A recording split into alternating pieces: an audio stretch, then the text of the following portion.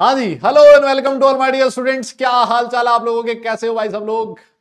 एक बार फिर से मैं आप सब लोगों का वेलकम करता हूं अर्जुना जेई बैच में। हम लोग चैप्टर पढ़ रहे हैं, उसका नाम है पीरियोडिक क्लासिफिकेशन ऑफ एलिमेंट्स, और आज उसका लेक्चर नंबर 4 करने वाले हैं। तो बताइए जनाब, क्या हाल चाल है आपके, कैसे हो सब लोग। Good evening. अगर ऑडियो और वीडियो क्लियर है तो एक बार फटाफट से थम्स अप कर देना कि सब कुछ बढ़िया है सर। यस, गुड इवनिंग, नमस्कार, प्रणाम सब लोगों को। और उम्मीद करता हूं कि आप भी बहुत ही बढ़िया होंगे भाई, एकदम जबरदस्त होंगे। और जो लास्ट क्लास में मैंने पढ़ाया उसको रिवाइज करके आए होंगे। जो चीज नहीं समझ में आई उसको वापस जाके पढ़ा होगा और उसको समझने की आपने जी तोड़ कोशिश करी होगी, जी भर के मैनेज करी होगी, कोशिश करी होगी। यस यस यस, नमस्कार, good evening good evening good evening सब लोगों को। बताओ जी, सब बढ़िया हो गया, एकदम मस्त। हाँ जी, बिंदास बिंदास, क्या बात है क्या बात है, वेरी गुड, बहुत बढ़िया भाई, बहुत बढ़िया। हाँ। यस, प्रणाम प्रणाम जनाब, प्रणाम प्रणाम प्रणाम। मैं तो बहुत अच्छा हूं भाई, एकदम जोरदार मस्त, बहुत बढ़िया भैया, हम भी बहुत अच्छे हैं। अच्छा बताओ, जो लास्ट क्लास में इतना स्ट्रगल हो रहा था कि सर ये कैसे 3D 4S क्या हो गया, कुछ समझ नहीं आया, कुछ जाके पढ़े हो घर पे है भाई। अरे इलेक्ट्रॉनिक कॉन्फ़िगरेशन को सीखने की कोशिश करी। अरे दादा बोलो ना, आना तो बोल दो। हाँ, सीखने की कोशिश करी ना पक्का। और कुछ समझ में आया क्या, मतलब उससे, है भाई। अरे उससे कुछ कुछ कुछ समझ में आया क्या या नहीं आया। आया ना। नहीं पढ़ा, अब नहीं पढ़ोगे तो कैसे समझ में आएगा यार, तुम भी कैसी बात कर रहे हो बताओ।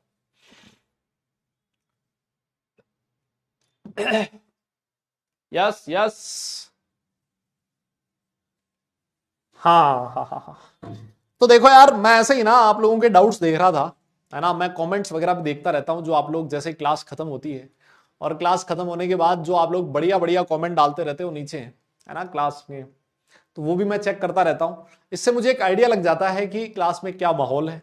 फिर उसके बाद मैं आपके डाउट्स भी चेक करता रहता हूँ। और कल मैंने काफी सारे जो बच्चे थे जिन्होंने डाउट पूछे थे, उनको पर्सनली जवाब देने की कोशिश करी, है ना। अब एक चीज तो ये होती है कि यार, आप लोगों से एक विनती है कि जो कमेंट सेक्शन जो होता है ना, उसको सिर्फ कमेंट के लिए बना के रखें, उसको चैटिंग का साधन ना बनाएं, है ना। वहां पर देखते हो भाई, जनता लगी पड़ी है, अच्छा कैसे हो, क्या कर रहे हो, खाना खा लिया, मेरा तो मन नहीं लग रहा, है ना, ये चीज समझ ही नहीं आ रही भाई। उसको आपको मतलब चैटिंग नहीं करनी है वहां पर, है ना, बातें बातें नहीं मारनी है वहां पर, सिर्फ कमेंट सेक्शन है। क्लास से रिलेटेड कोई चीज है तो वो लिखो, कोई डाउट है वो लिखो, है ना। ये सारी चीजें मत करो भाई। इससे फायदा, इससे नुकसान क्या होता है, इससे नुकसान ये होता है, जैसे अगर मान लो सिर्फ काम की चीज लिखोगे ना आप, तो एक बार के लिए टीचर पढ़ेगा तो उसको समझ में आएगा कि बच्चों को डाउट्स किस तरह के, है ना।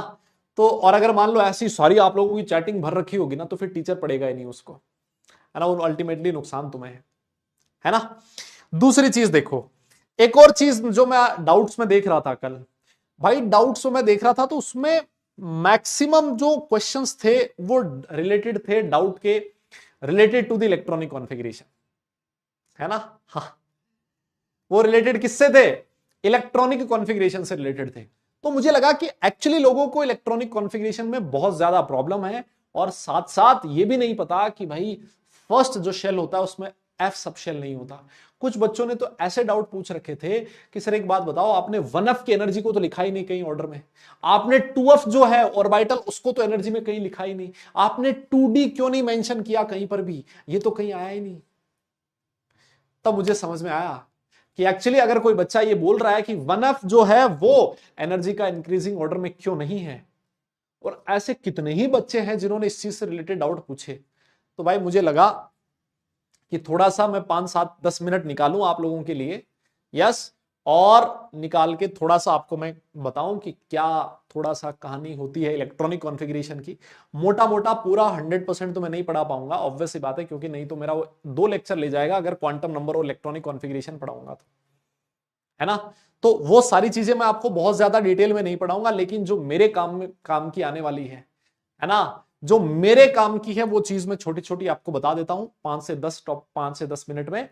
यस, और उससे होगा क्या, उससे ये होगा कि आपको मेरे पार्ट में दिक्कत नहीं आएगी, है ना। नहीं तो यार फिर तुम ऐसे ही परेशान करोगे, हर क्लास में ऐसे ही होगा, इलेक्ट्रॉनिक कॉन्फ़िगरेशन लिखने को बोलूंगा, फिर तुम फैल जाओगे, हमें नहीं आया, हमें वो नहीं आया। तो एक बार के लिए मैं बता देता हूं, जिससे कि जिसको आता है उसका रिवीजन हो जाएगा, और जिसको नहीं आता उसको मतलब थोड़ा सा समझ में आ जाएगा, और वो कहानी उसकी ठीक हो जाएगी, है ना। 5-10 मिनट का टॉपिक है, एक बार के लिए देख लेते हैं, है ना, मेरे हिसाब से। ठीक है भाई, देखो क्लास में हर तरह के बच्चे हैं ना यार, तो सबको एक बार साथ लेके चलने की कोशिश करते हैं। मेरी कोशिश भी यही होती है।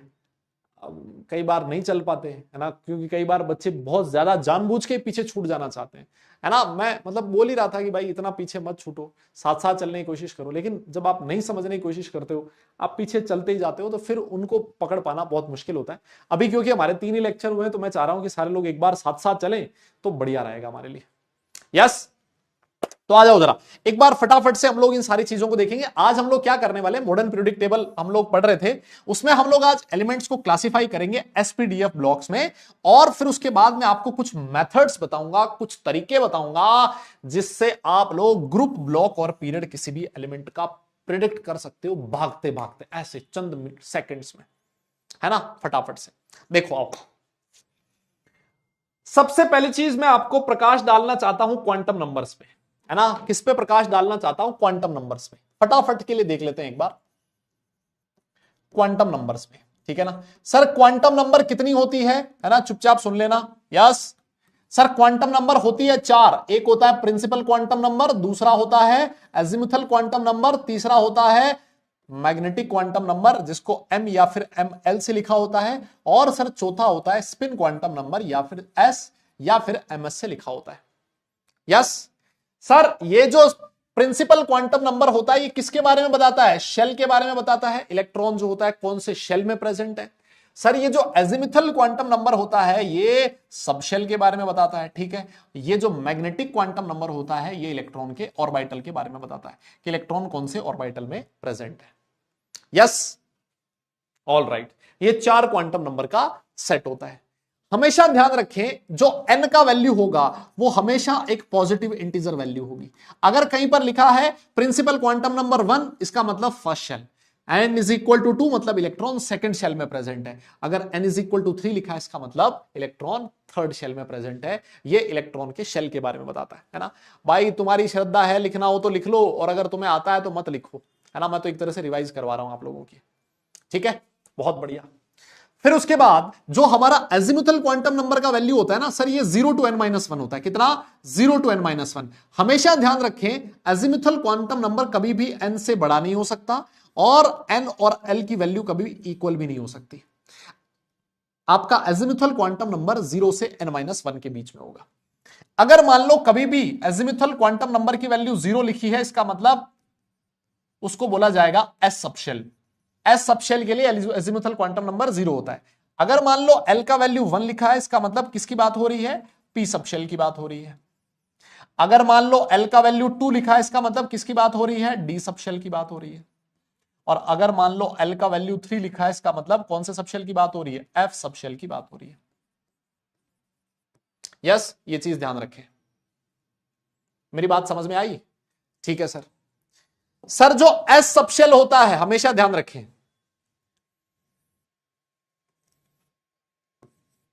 ये क्या हो गया, कहा हुआ है भैया, हाँ ठीक हो गया।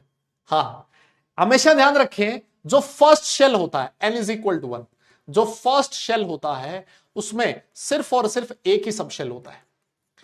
कितना सबशेल होता है, एक ही सबशेल। कौन सा सबशेल, एस सबशेल, है ना। फर्स्ट शेल में सिर्फ एक सबशेल होगा, ठीक है सर। जो सेकंड शेल होता है n is equal to 2, second shell में 2 सबशेल्स होते हैं। कितने सबशेल्स, 2 सबशेल्स। जिसने क्वांटम नंबर पूरा अच्छे से पढ़ा वो रिलेट कर पाएगा क्यों होता है ना। हाँ, सेकंड शेल में दो सब शेल होते हैं, कौन कौन सा, एक होता है सर एस और एक होता है पी, है ना। तो यहां पर होगा 2s एंड 2p। अगर मैं थर्ड शेल की बात करूं, n इज इक्वल टू 3, मतलब थर्ड शेल, और सर थर्ड शेल में तीन सब शेल्स होते हैं, कितने होते हैं, तीन सब शेल्स होते हैं, कौन कौन से, एक होगा सर 3s, एक होगा 3p और एक होगा 3d। इसका मतलब यह है कि सर फर्स्ट शेल में p सब शेल नहीं हो सकता, नहीं हो सकता, इसी वजह से 1p नहीं लिखा जाता। एक डाउट था बच्चे का कि सर 1p कहां गया, बेटा फर्स्ट शेल में p सब शेल होता ही नहीं, जब होगा ही नहीं तो 1p की बात हम लोग नहीं करेंगे। अच्छा, सेकंड शेल में सिर्फ s और p सब शेल होता है, सेकंड शेल में d सब शेल नहीं होता, d सब शेल नहीं होता, इसी वजह से हम लोग कभी भी 2d की बात नहीं करते। d सब शेल हमेशा थर्ड शेल से स्टार्ट होता है, जो p सब शेल है वो हमेशा सेकंड शेल से स्टार्ट होता है।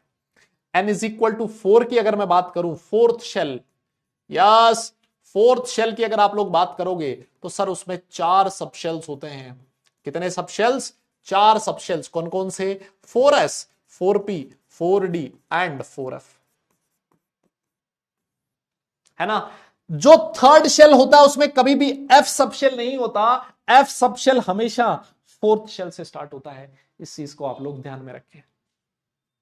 समझ में आ गई मेरी बात, yes yes yes. Third shell में तीन सब शेल होते हैं, 3s, 3p और 3d। मेरे हिसाब से यहां तक कोई दिक्कत नहीं है, अरे हाँ ना बोलना पड़ेगा, है ना, बहुत बढ़िया सर।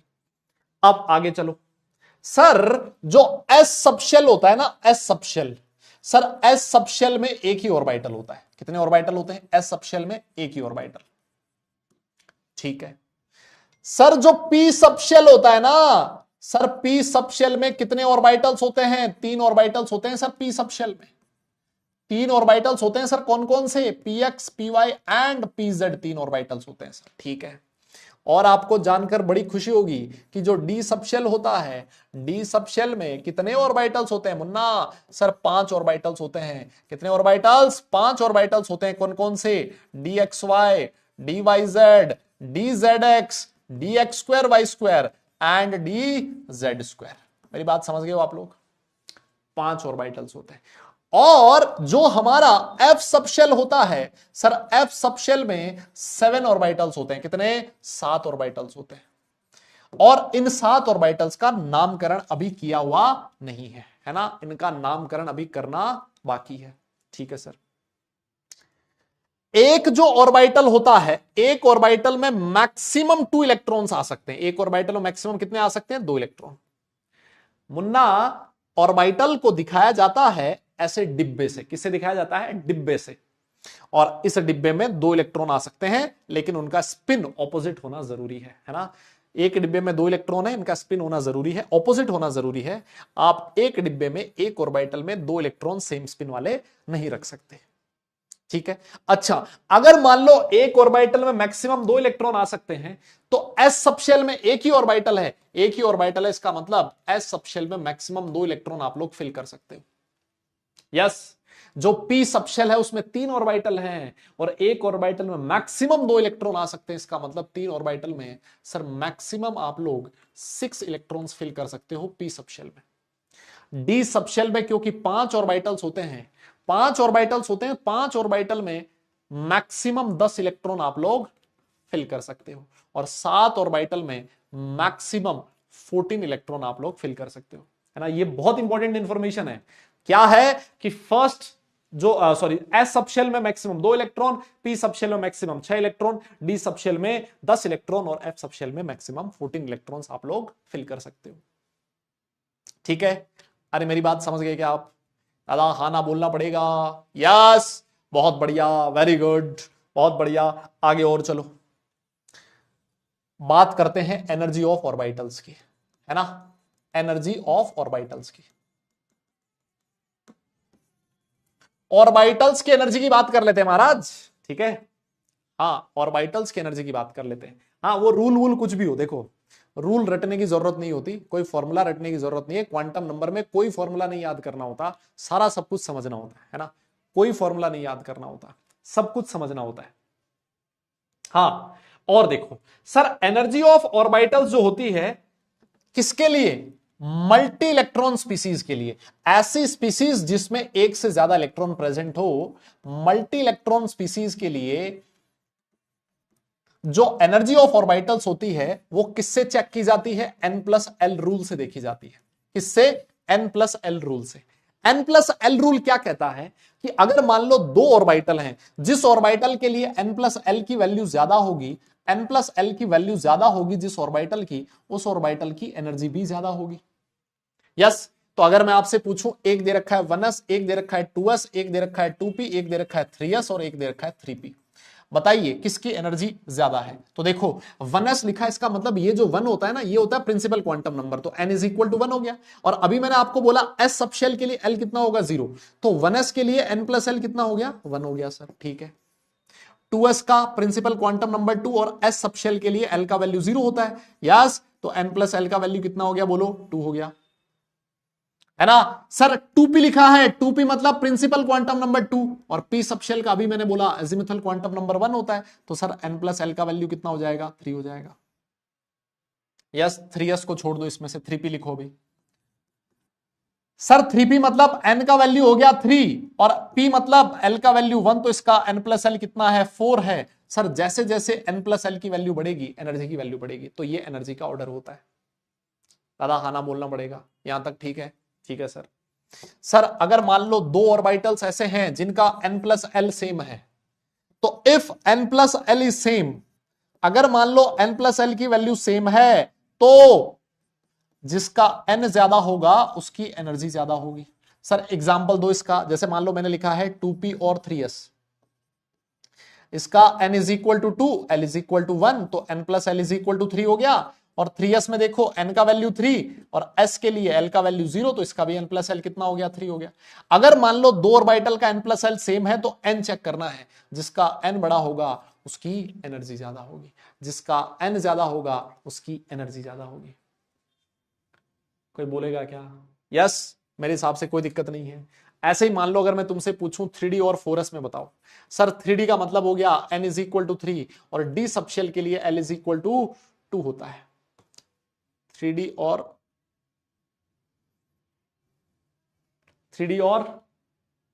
4s में तो कोई दिक्कत है ही नहीं, 3D और 4s में तो कोई दिक्कत नहीं आएगी, है ना। 3D में तो n+l 5 हो जाएगा और वो 4 हो जाएगा।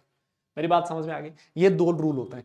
अगर आप इस रूल को फॉलो करो, n+l रूल को फॉलो करो, तो आपको एनर्जी का जो इंक्रीजिंग ऑर्डर मिलता है ऑर्बिटल्स की, यस, ऑर्बिटल्स की एनर्जी का जो इंक्रीजिंग ऑर्डर मिलेगा 1s की सबसे कम, फिर उसके बाद 2s आता है, फिर उसके बाद 2p आता है, फिर उसके बाद 3s आता है, फिर उसके बाद 3p आता है, फिर उसके बाद 4s आता है, फिर उसके बाद 3d आता है, फिर उसके बाद 4p आता है, और ऐसे चलता रहता है ना, ऐसे चलता रहेगा। ये एटॉमिक ऑर्बिटल्स की एनर्जी का इंक्रीजिंग ऑर्डर हो जाता है। मेरी बात समझ गए, है ना। ये इसी तरह से चलता रहेगा। अब ये किसके लिए एप्लीकेबल है? मल्टी इलेक्ट्रॉन स्पीसीज के लिए। सिंगल इलेक्ट्रॉन के लिए मतलब कोई जरूरत नहीं है मुझे इस समय कुछ बताने की, है ना, क्योंकि मेरा मल्टी सिंगल इलेक्ट्रॉन स्पीसीज से मेरा कोई काम नहीं पड़ेगा। अब जब मैं इलेक्ट्रॉनिक कॉन्फ़िगरेशन लिखूंगा, तो मैं इसी एनर्जी के इंक्रीजिंग ऑर्डर में इलेक्ट्रॉन फिल करूंगा।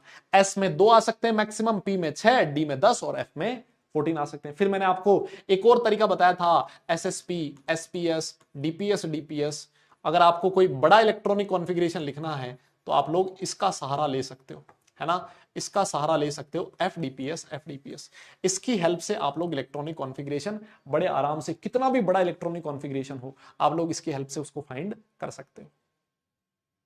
ठीक है, और यहां से स्टार्ट होता है आपका इलेक्ट्रॉनिक कॉन्फ़िगरेशन। क्या स्टार्ट होता है यहां से? Electronic configuration.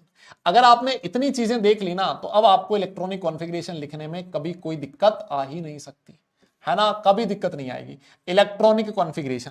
Sir electronic configuration का मतलब क्या होता है? सबसे पहले इलेक्ट्रॉनिक कॉन्फ़िगरेशन का मतलब है कि आपने क्या किया, इलेक्ट्रॉन्स को फिल किया है, इलेक्ट्रॉन्स को फिल किया है किसमें? शेल में, सब शेल में और डिफरेंट ऑर्बिटल्स में। तो ये जो इलेक्ट्रॉन्स का डिस्ट्रीब्यूशन है, इसी इलेक्ट्रॉन के डिस्ट्रीब्यूशन को बोला जाता है इलेक्ट्रॉनिक कॉन्फ़िगरेशन। यस, जैसे मान लो सबसे पहले मैं लिखूं हाइड्रोजन, हाइड्रोजन का एटॉमिक नंबर 1 होता है, इसका मतलब एक ही इलेक्ट्रॉन इसके पास प्रेजेंट है, एक इलेक्ट्रॉन है तो इसका इलेक्ट्रॉनिक कॉन्फ़िगरेशन आप 1s1 लिख दोगे, है ना। सबसे पहले कम एनर्जी वाले ऑर्बिटल में इलेक्ट्रॉन आपको फिल करना है। फिर उसके बाद आता है हीलियम। हीलियम एक नोबल गैस है, इसको आप लोग एटॉमिक नंबर 2 लिख सकते हो, इसका इलेक्ट्रॉनिक कॉन्फ़िगरेशन 1s2 हो जाएगा। बोलो, ये 1s1 है, इसको आप लोग ऐसे भी लिख सकते हो 1s में एक इलेक्ट्रॉन, और इसको आप ऐसे भी लिख सकते हो 1s में 2 इलेक्ट्रॉन। ये कॉन्फ़िगरेशन भी सही है, ये कॉन्फ़िगरेशन भी सही है, दोनों में से कुछ भी लिखो, कोई दिक्कत नहीं है ना।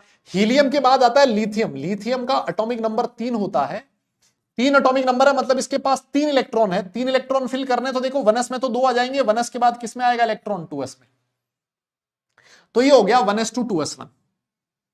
ये जो 1s2 होता है ये किसका कॉन्फ़िगरेशन होता है, हीलियम का, तो आप इस कॉन्फ़िगरेशन को ऐसे भी लिख सकते हो हीलियम 2s1, है ना। इससे आने वाली पहली नोबल गैस, पहले वाली नोबल गैस की टर्म्स में आप ऐसे लिख सकते हो, और लिथियम से पहले नोबल गैस कौन सी आती है, हीलियम आती है ना, तो हीलियम की टर्म में आप इस इलेक्ट्रॉनिक कॉन्फ़िगरेशन को ऐसे भी लिख सकते हो हीलियम 2s1। इसको कंडेंस्ड इलेक्ट्रॉनिक कॉन्फ़िगरेशन बोला जाता है, छोटा इलेक्ट्रॉनिक कॉन्फ़िगरेशन बोला जाता है ना। आपने छोटा कर दिया, अदा हाना बोलना पड़ेगा यार, क्लियर है क्या, यस पक्का, ठीक है सर। जैसे मान लो अगर मैं कहूं कार्बन, कार्बन का एटॉमिक नंबर बेटा 6 होता है, तो 6 का मतलब हो गया 1s2, फिर उसके बाद 2s में 2 इलेक्ट्रॉन, फिर उसके बाद 2 इलेक्ट्रॉन फिल करने किसमें, 2p में। ये जो 1s2 कॉन्फ़िगरेशन है इसको मैं लिख सकता हूं हीलियम, तो ये बन जाएगा हीलियम 2s2 2p2, यस ऐसे लिख सकते हो। इससे पहले वाली नोबल गैस की टर्म्स में आप लोग इसको इलेक्ट्रॉनिक कॉन्फ़िगरेशन को लिख सकते हो। यस मेरी बात समझ में आ रही है क्या, आना बोलना पड़ेगा सबको, पक्का, ठीक है सर, यहां तक भी समझ में आ गया। फिर उसके बाद देखो अगली जो नोबल गैस आती है, अगली जो नोबल गैस आती है वो आती है नियॉन। नियॉन का जो एटॉमिक नंबर होता है वो होता है 10, और इसका अगर आप इलेक्ट्रॉनिक कॉन्फ़िगरेशन लिखोगे, देखो 1s में 2, 1s के बाद इलेक्ट्रॉन किसमें जाना चाहिए, 2s में, 2s भी फिल हो गया तो किसमें जाना चाहिए, 2p में, 2p6। यस, नियॉन के बाद आता है सोडियम। सोडियम का एटॉमिक नंबर होता है 11।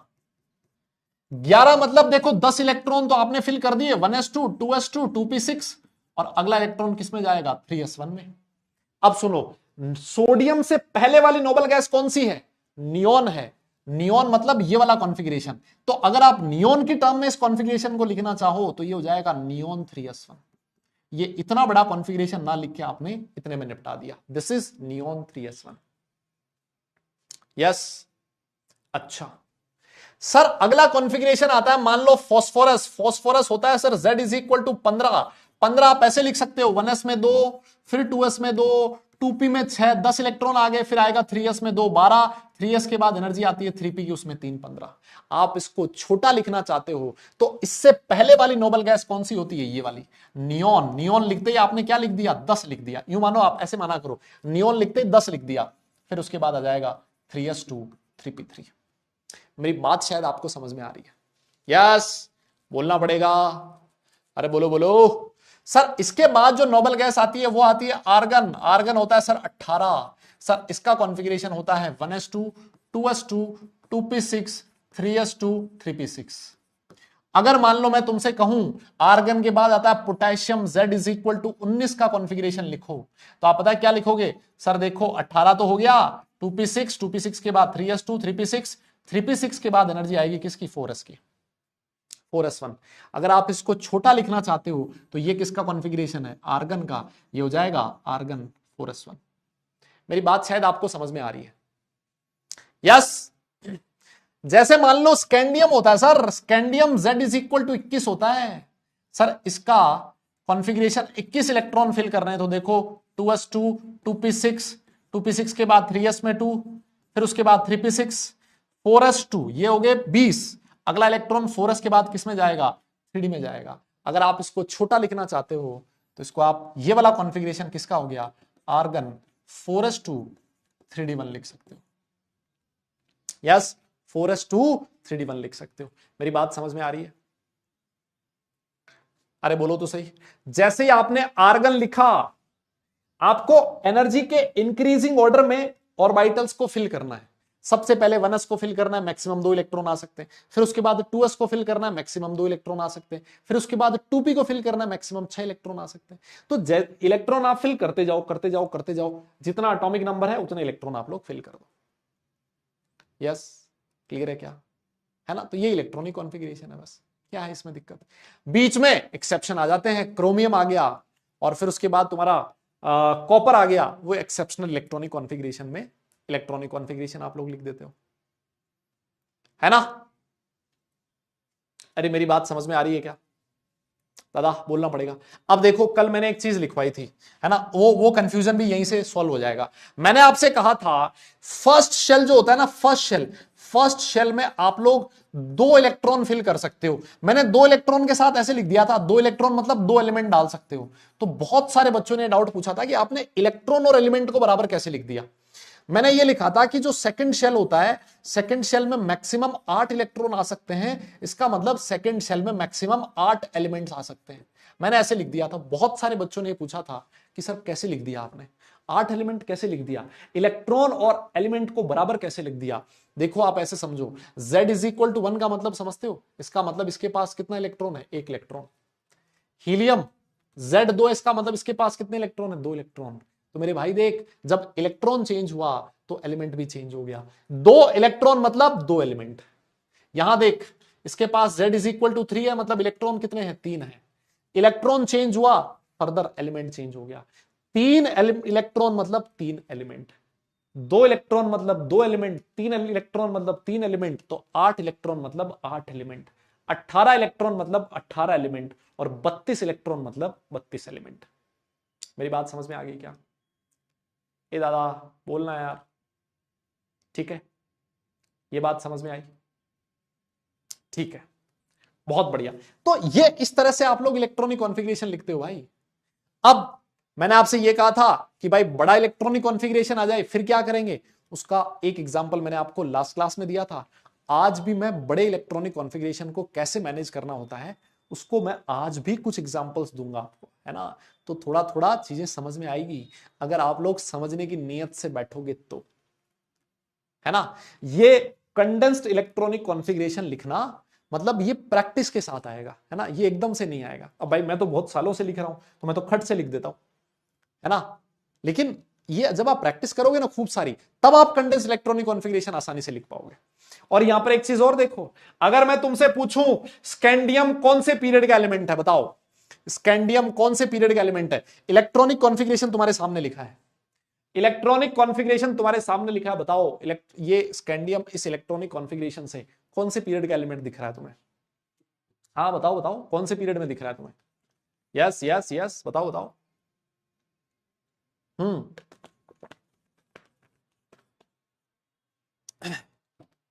कौन से पीरियड का दिख रहा है? यस सर, 4th पीरियड का एलिमेंट दिख रहा है। क्यों? क्योंकि मैंने आपको बोला था मैक्सिमम वैल्यू जो होती है एन की, वो किसको बताती है? पीरियड नंबर को बताती है।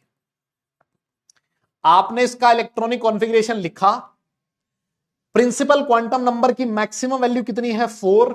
इसका मतलब ये 4th पीरियड का एलिमेंट है। बहुत सारे बच्चे कल लास्ट क्लास में पूछ रहे थे कि सर देखो इलेक्ट्रॉन तो फिल हो रहा है 3D में, लास्ट इलेक्ट्रॉन तो 3D में फिल हुआ है, आप इसको 4th पीरियड का एलिमेंट क्यों बना रहे हो? इसका रीजन मैं बार बार देके थक गया था। मैं बार बार एक ही चीज कह रहा था कि बेटा 4s की जो एनर्जी होती है वो कम होती है, 3D की एनर्जी ज्यादा होती है 4s से। जब 3D की एनर्जी ज्यादा है तो पहले इलेक्ट्रॉन किस में फिल होगा? 4s में फिल होगा। जब इलेक्ट्रॉन 4s में फिल हो गया, इसका मतलब प्रिंसिपल क्वांटम नंबर की हाईएस्ट वैल्यू कितनी हो चुकी है? 4 हो चुकी है। और अगर प्रिंसिपल क्वांटम नंबर का वैल्यू 4 हो गया और प्रिंसिपल क्वांटम नंबर की हाईएस्ट वैल्यू पीरियड नंबर देगी, तो इलेक्ट्रॉन भले ही 3D में फिल हो रहा है, वो पीरियड कौन सा आएगा? 4th पीरियड आएगा। इसी वजह से जब मैंने 3rd पीरियड के एलिमेंट कंसीडर किए थे, याद है जब मैं आपको बता रहा था कि 3rd शेल में कौन कौन से एलिमेंट आएंगे, है ना? आपसे बोल रहा था ना 3rd शेल में मैं कह रहा था, या ना 3rd पीरियड की मैं बात कर रहा था, 3rd शेल नहीं, 3rd पीरियड की मैं बात कर रहा था। तो मैं कहा था कि 3s और 3p वाले ही गिनने हैं, 3D वालों को नहीं गिनना है। क्यों नहीं गिनना है? बिकॉज 3D में इलेक्ट्रॉन फिल होता है तो वो एलिमेंट 4th पीरियड का बन जाता है ना? भाई इलेक्ट्रॉन भले ही 3D में फिल हो रहा है, लेकिन महाराज 3D की एनर्जी 4s से ज्यादा है, पहले इलेक्ट्रॉन 4s में जा चुका है, तो 4th पीरियड का एलिमेंट बन चुका है। मेरी बात समझ रहे हो क्या? यस। तो इसी वजह से मैंने इसको कंसिडर नहीं किया था। मैंने कहा था इसमें 2 इलेक्ट्रॉन, इसमें 6 इलेक्ट्रॉन, और टोटल 8 इलेक्ट्रॉन आ गए, तो थर्ड पीरियड में टोटल 8 एलिमेंट ही आएंगे। ये मैं आपको लास्ट क्लास में समझाना चाह रहा था। यस, मेरे हिसाब से समझ में आई थी आपको। जब मैंने आपसे कहा था फोर्थ पीरियड, मैंने कहा था फोर्थ पीरियड में 18 एलिमेंट होते हैं, तो मैंने कहा था फोर्थ पीरियड जब गिनोगे तो 4D और 4F को मत गिनना, 4S 4P और 3D को गिनना। आप लोगों में से बहुत सारे लोगों ने पूछा सर क्यों नहीं गिना जाएगा, 4 दिख तो रहा है, n इज इक्वल टू 4 है, तो ये फोर्थ पीरियड में होना चाहिए। ऐसा कोई रूल नहीं होता है महाराज, बिकॉज 5s की जो एनर्जी होती है वो कम होती है, 4D की एनर्जी ज्यादा होती है। 4D में अगर इलेक्ट्रॉन फिल होगा, उससे पहले किस में फिल हो चुका होगा, 5s में फिल हो चुका होगा। प्रिंसिपल क्वांटम नंबर की हाईएस्ट वैल्यू 5 हो चुकी होगी, और प्रिंसिपल क्वांटम अगर 5 हो गया हाईएस्ट वैल्यू, तो वो फिफ्थ पीरियड बन गया है, ना कि वो फोर्थ पीरियड है। तो भले ही इलेक्ट्रॉन फोर्थ डी में जा रहा हो, लेकिन महाराज 4D वाला फोर्थ पीरियड का नहीं होगा, वो फिफ्थ पीरियड का एलिमेंट हो जाएगा। मेरी बात शायद आप लोग, सॉरी, 4D में जा रहा हो, लेकिन वो, हाँ मतलब वो फोर्थ पीरियड का नहीं होगा, वो फिफ्थ पीरियड का एलिमेंट बन जाएगा। समझे ना आप? तो अरे बोलो ना, इतनी सी चीज थी, मतलब है ना, इतनी सी चीज थी।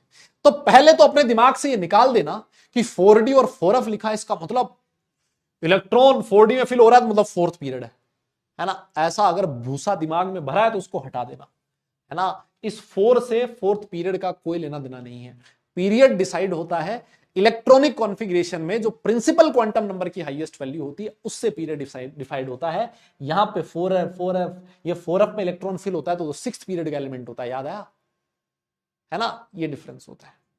बहुत बढ़िया, बहुत बढ़िया। तो चलो, मेरे हिसाब से अब आज के बाद आप मेरे से ये डाउट नहीं पूछोगे कि यहां पर ये कैसे आ गया, है ना सर, 5s 4D कैसे हो गया, सर फर्स्ट शेल में F सब शेल क्यों नहीं है, 1F की एनर्जी कहां गई, सर 2D की एनर्जी कहां गई, 3F कहां गया, ऐसे डाउट नहीं आएंगे आपको, है ना। और इलेक्ट्रॉनिक कॉन्फ़िगरेशन बड़े आराम से आप लोग लिख पाओगे। मेरी बात समझ रहे हो क्या? यस यस यस, पक्का ना? ईमानदारी से बताओ, पक्का ना? श्योर? बहुत बढ़िया। चलो फिर आ जाओ।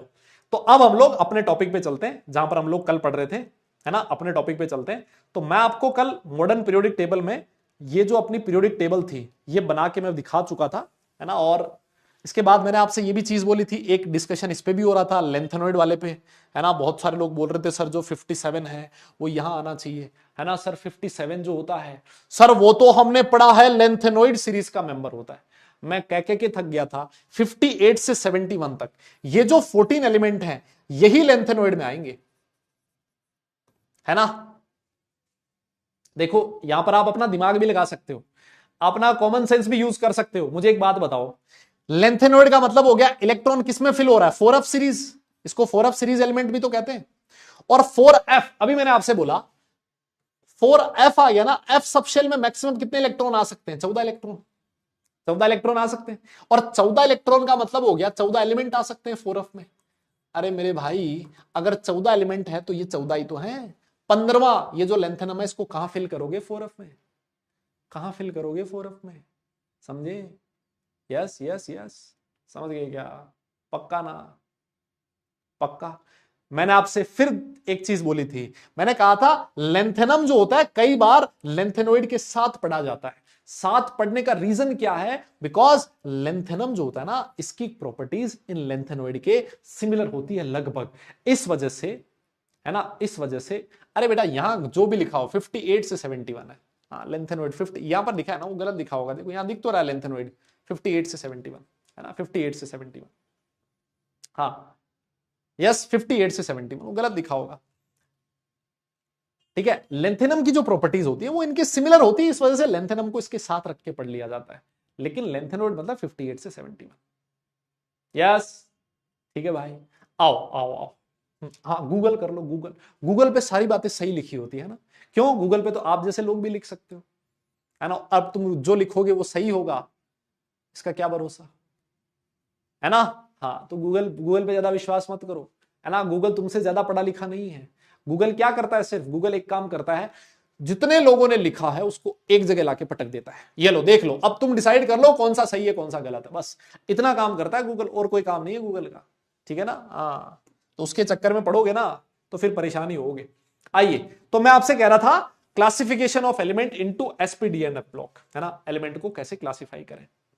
तो सबसे पहले मैं आपको बता चुका था कि जब भी मैं एस ब्लॉक एलिमेंट की बात करता हूं, एस ब्लॉक का मतलब ये हो गया ग्रुप नंबर 1 और ग्रुप नंबर 2, इनको एस ब्लॉक बोला जाता है। यस, जब मैं कहता हूं डी ब्लॉक, इसका मतलब ग्रुप 3 से लेके 12 तक, ये हम लोग पहले ही पढ़ चुके हैं। पी ब्लॉक इसका मतलब 13 से लेके 18 तक। और नीचे जो दो सीरीज लिखी है लेंथेनोइड और एक्टिनोइड, वो कौन सी होती है, एफ ब्लॉक की सीरीज होती है। ठीक है ना, ये एफ ब्लॉक होता है। यस, अच्छा, फिर मैं एस ब्लॉक मैंने स्टार्ट किया था, है ना। एस ब्लॉक में मैंने आपसे कहा था, देखो ग्रुप 1 और ग्रुप 2 जो होता है ना, ग्रुप 1 सबसे पहले मैंने ग्रुप 1 लिखा था, है ना, है ली ना करे रब से फरियाद। यस, इसमें मैंने आपसे कहा था फरियाद जो होता है फ्रेंसियम रेडियो एक्टिव होता है। इलेक्ट्रॉनिक कॉन्फ़िगरेशन में बता चुका हूं 1s1, ये होता था हीलियम 2s1। यस, लिखवाया था। ये होता था नियोन 3s1, ये हो जाएगा आर्गन 4s1, लिखवाया था ना। अच्छा, एक बात बताओ, अगर इसी तरह से चलता रहा, इसी तरह से चलता रहा, तो ये जो ग्रुप 1 के एलिमेंट्स होते हैं, क्या मैं इसको जनरलाइज कर सकता हूं नोबल गैस NS1 से? क्या इस इलेक्ट्रॉनिक कॉन्फ़िगरेशन को, दादा अरे इधर देखो ना भाई, अरे बारिश हो रही है तो कौन सा तू बारिश में बैठ के पढ़ाई कर रहा है यार, कह रहा बारिश हो रही है, मतलब बारिश हो रही है तो बारिश में गल थोड़ी जाएगा, मिट्टी के थोड़ी बने हो यार, हद है मतलब। हाँ, क्या इस इलेक्ट्रॉनिक कॉन्फ़िगरेशन को जनरलाइज लिख दूं NS1? सर यहां पर N क्या है? सर N है उस एलिमेंट का पीरियड नंबर। N क्या है? Period number. जैसे मान लो लिथियम है तो सेकंड पीरियड तो 2s1, सोडियम थर्ड पीरियड का एलिमेंट है तो 3s1, पोटेशियम फोर्थ पीरियड का एलिमेंट तो 4s1, रुबिडियम फिफ्थ पीरियड का एलिमेंट है तो 5। लिख सकते हो ना भाई? अरे कोई बोल ही नहीं रहा यार। यस, बहुत बढ़िया, बहुत बढ़िया। फिर हम लोगों ने लिखा था ये जो ग्रुप 2 के एलिमेंट होते हैं, ग्रुप 2, है ना, इसमें कौन कौन आएगा? और इसको याद रखने का तरीका है लीना करे रब से फरियाद। सर ग्रुप 2 में कौन आएगा? बेटा मांगे कन्या सुंदर, ओहो, और बाप राजी। मेरे भाई पढ़ाई लिखाई कर लो, है ना, सुंदर कन्या के सपने छोड़ दो, वरना सुंदर छोड़ के कन्या नहीं मिलेगी। इसी वजह से कहता हूं अच्छे ढंग से पढ़ाई लिखाई कर लो। और तुम लोग तो भाई IIT वाले और हो यार, इंजीनियरिंग वाले और हो, है ना। और साला इंजीनियरिंग में कंपटीशन वैसे ही इतना ज्यादा है, हर चीज का कंपटीशन है ना। तो सुंदर कन्या का कंपटीशन भी आपको देखने को मिलेगा अगर आप किसी इंजीनियरिंग कॉलेज में जाओगे, है ना। तो थोड़ा सा ध्यान रखना।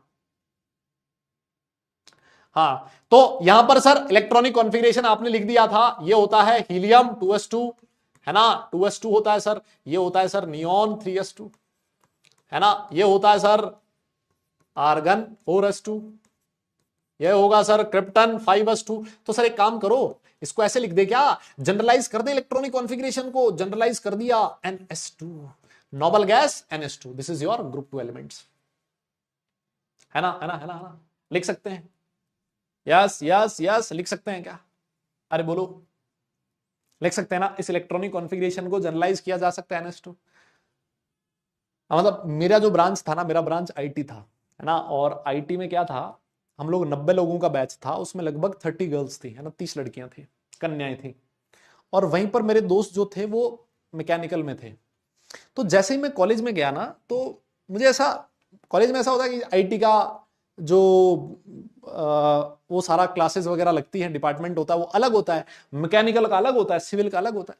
तो मैं देखता था कि मैक्सिमम जो सिविल वाले बंदे हैं, है ना, और ये जो तुम्हारे मैकेनिकल वाले लोग हैं, ये साला IT डिपार्टमेंट हो गया, या फिर IT और कंप्यूटर साइंस एक ही जगह होता है ना, तो यहीं पर मंडराते रहते थे। तो मुझे समझ नहीं आती थी बात। मैं पूछता था अरे तुम यहाँ क्या कर रहे हो, तुम? अरे यार बोले ऐसे आ गए, मतलब फिर ये चीज और चली, मैंने कहा अरे, बोले यार अरे ऐसे आ गए यार, मतलब ऐसे हमने सोचा IT और कंप्यूटर साइंस देख के आते हैं। मैंने कहा अच्छा।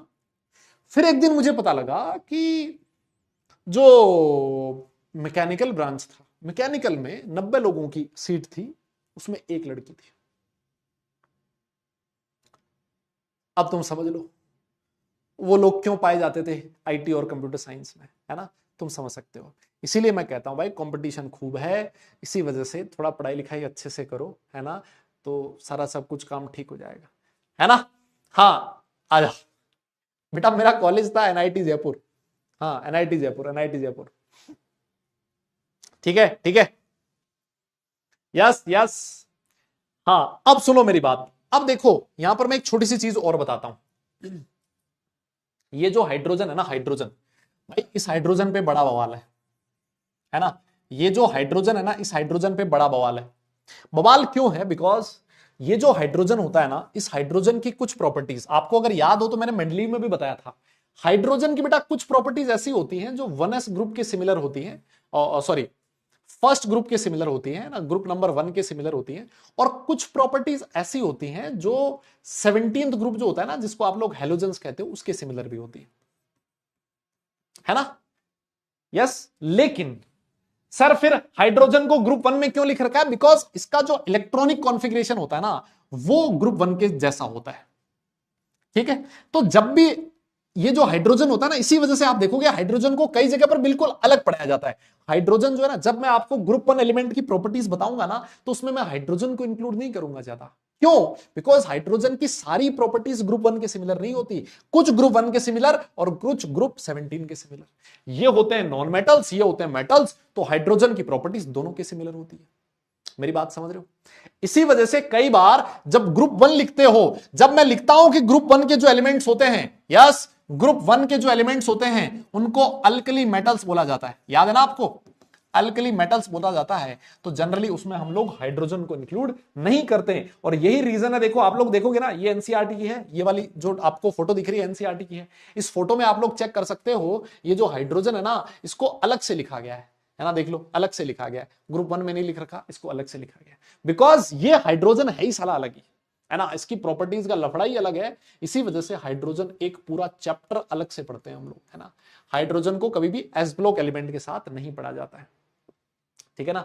इसको नहीं, ये मेटलॉइड नहीं है बेटा, मेटलॉइड नहीं बोल सकते इसको आप, ये अलग से चैप्टर में पढ़ा जाता है। इस वजह से यहां पर जनरली आपको कई बार हाइड्रोजन देखने को नहीं मिलता। Lithium, sodium, potassium, rubidium, caesium और फ्रांसियम ही लिखा होता है। मेरी बात समझ में आ गई है ना। अल्कली मेटल्स बोला जाता है ग्रुप 1 एलिमेंट्स को। यस अब ये जो ग्रुप 2 एलिमेंट्स होते हैं, ग्रुप 2 एलिमेंट्स को बेटा नाम दिया जाता है अल्कलाइन अर्थ मेटल्स। ये भी मैं आपको बता चुका हूं, है ना, अल्कलाइन अर्थ मेटल्स। लेकिन एक्सेप्ट बेरिलियम, बेरिलियम जो होता है ना, इसको अल्कलाइन अर्थ मेटल नहीं बोला जाता। सुनना मेरी बात? हाँ अरे सुनो भाई, इधर देखो ना यार, इधर देखो।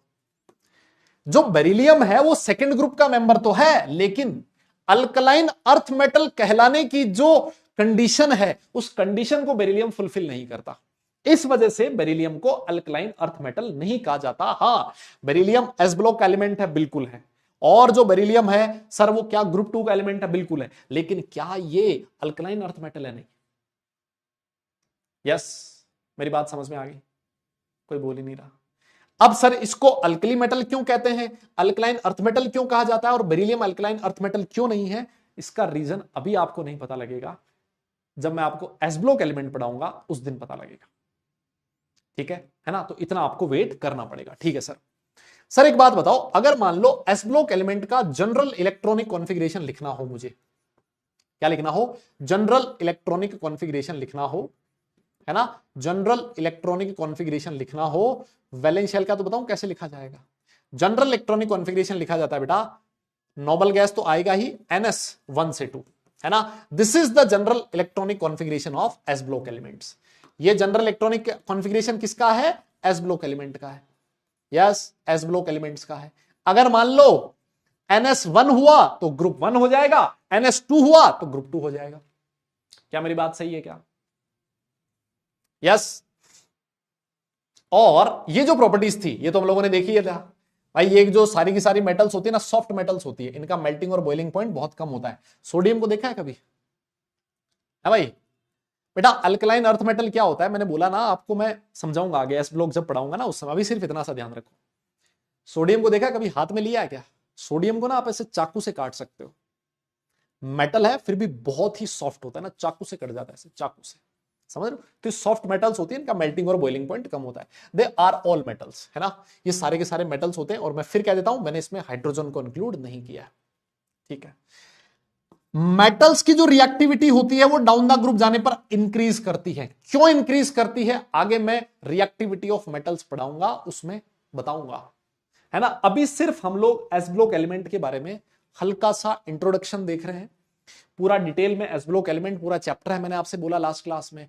पी ब्लॉक एलिमेंट पूरा चैप्टर है, लास्ट क्लास में पढ़ा हमने, मैंने बोला कि पूरा चैप्टर अलग से पढ़ेंगे। डी एंड एफ ब्लॉक पूरा अलग से चैप्टर है। अभी सिर्फ हम लोग ऐसे मानो S block element P D F इनकी ऐसे ऐसे करके धूल उड़ा रहे हैं बस, है ना। क्या कर रहे हैं? धूल उड़ा रहे हैं बस, और कुछ नहीं कर रहे हैं, है ना। मेरी बात समझ में आ गई, है ना। तो ये मेटल्स की जैसे जैसे नीचे जाओगे रिएक्टिविटी बढ़ती जाएगी, ठीक है सर।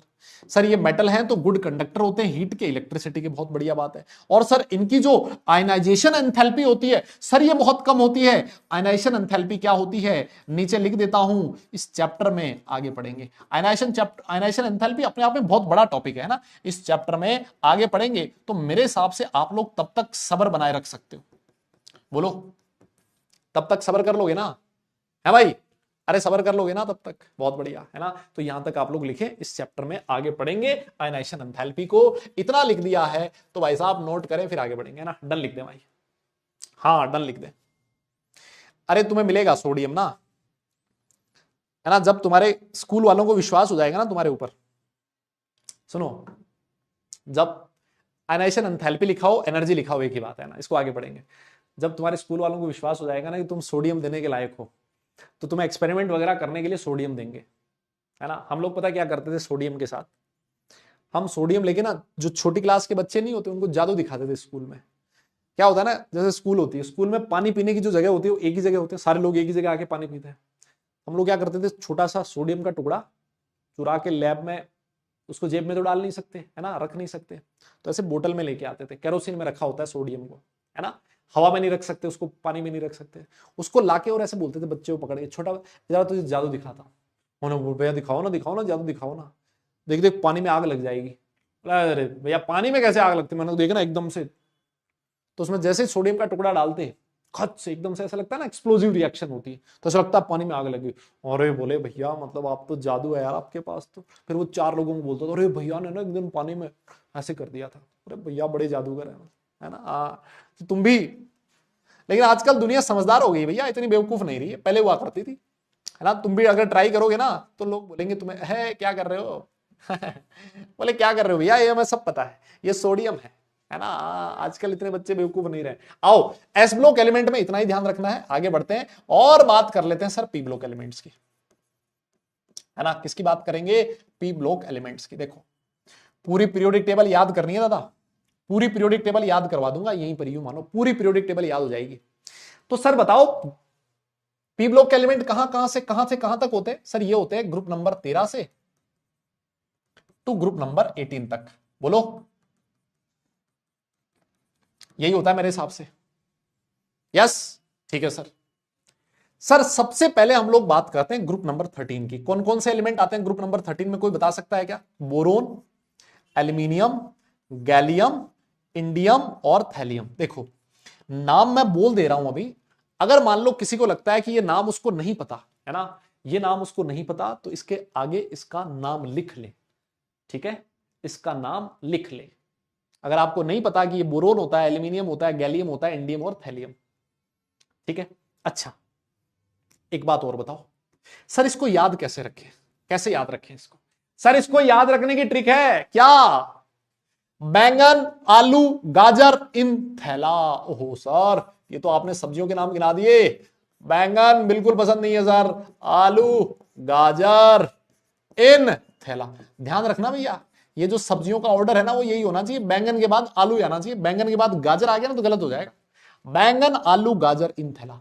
आपने अगर किसी और तरीके से याद रख रखा है वो भी कर सकते हो, कोई दिक्कत नहीं है, आपकी श्रद्धा है, जिस भी तरीके से याद रखें आप लोग इस ऑर्डर को जरूर याद रखें, ठीक है।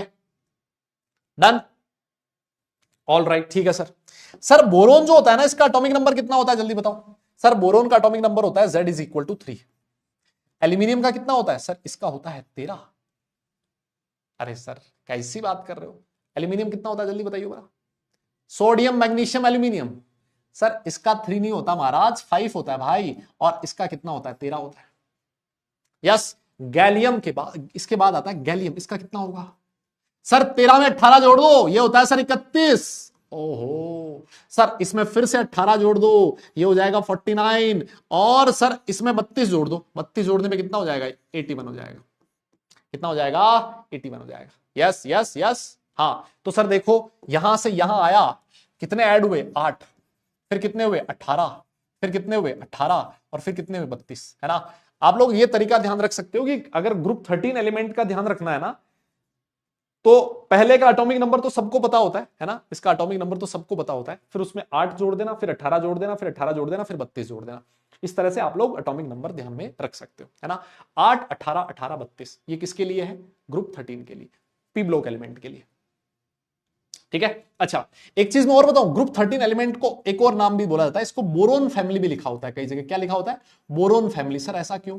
बिकॉज इस ग्रुप का फर्स्ट एलिमेंट कौन है? बोरोन है, और बोरोन से ही सारे मेंबर की प्रॉपर्टीज डिफाइन होती है, इस वजह से इसको बोरोन फैमिली बोल दिया जाता है फर्स्ट एलिमेंट के नाम के बेसिस पे। ठीक है, बहुत बढ़िया।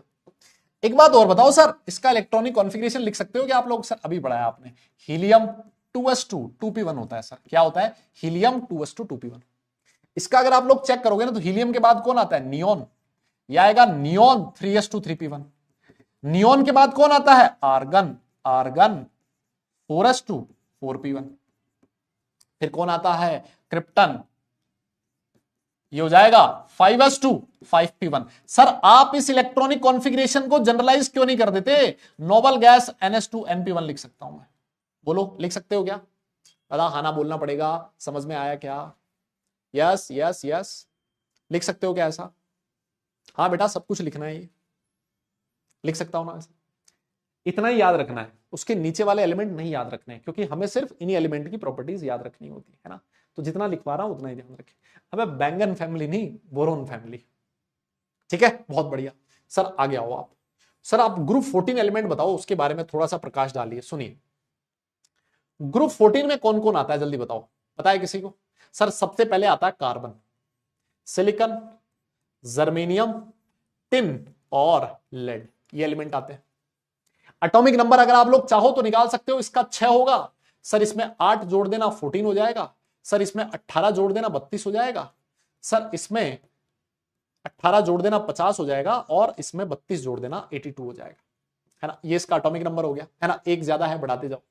सर इसको कैसे याद रखें? बेटा थैलियम होता है, TL, thallium. Boron, aluminium, gallium, indium और थैलियम, और ये होगा कार्बन, सिलिकॉन, जर्मेनियम, टिन और लेड। सर कैसे याद रखें? इसको ऐसे याद रखना है, कहे शिवजी सुने पार्वती। वाह वाह, मजा ही आ गया सर, है ना। कौन कहेगा? शिवजी कहेंगे भाई। कहे शिव जी, और सुने कौन? पार्वती। बताओ भैया, जब शिव जी बोलते हैं तो सारी दुनिया सुनती है, पार्वती जी भी सुनेंगी, बिल्कुल सुनेंगी, है ना। हो सकता है रियल लाइफ में कुछ और हो, है ना, लेकिन ठीक है, मतलब यहां यही ध्यान रखो, कहे शिव जी सुने पार्वती। सर इलेक्ट्रॉनिक कॉन्फ़िगरेशन लिख दो ना फटाफट। आओ लिख देते। देखो ये क्या हो जाएगा? हीलियम 2s2 2p2 हो जाएगा। सर ये क्या हो जाएगा? नियोन 3s2 3p2 हो जाएगा। सर ये क्या हो जाएगा? आर्गन 4s2 4p2 हो जाएगा। सर आप इस इलेक्ट्रॉनिक कॉन्फ़िगरेशन को जनरलाइज क्यों नहीं कर देते? मैंने कहा कर देता हूं भाई, नोबल गैस ns2 np2 हो जाएगा, है ना। ये जनरल कॉन्फ़िगरेशन है किसका? ग्रुप 14 एलिमेंट का, जिसको दुनिया कार्बन फैमिली के नाम से भी जानती है, बिकॉज यहां पर फर्स्ट एलिमेंट कौन है? कार्बन है। That's why these elements are और नोन एज कार्बन फैमिली। अरे बोलो, नोट कर लिया? नोट कर लिया हो तो भाई डन लिख देना, फिर आगे चलेंगे। यस यस, फटाफट लिखो। अब देखो, आज वाली क्लास में आधा घंटा मैंने रिवीजन करवाया तुम्हें पिछले चैप्टर्स का, है ना। जो तुम्हारे पुराने पाप थे उनको आज मैंने धोने की कोशिश करी है, तो थोड़ा लिखने का स्पीड थोड़ा तेज रखना आज, ठीक है ना, ताकि हम उस आधे घंटे को पूरा तो कवर नहीं कर पाएंगे, लेकिन फिर भी जितना कर पाए उतना करें। ठीक है, बोलो बोलो, हो गया?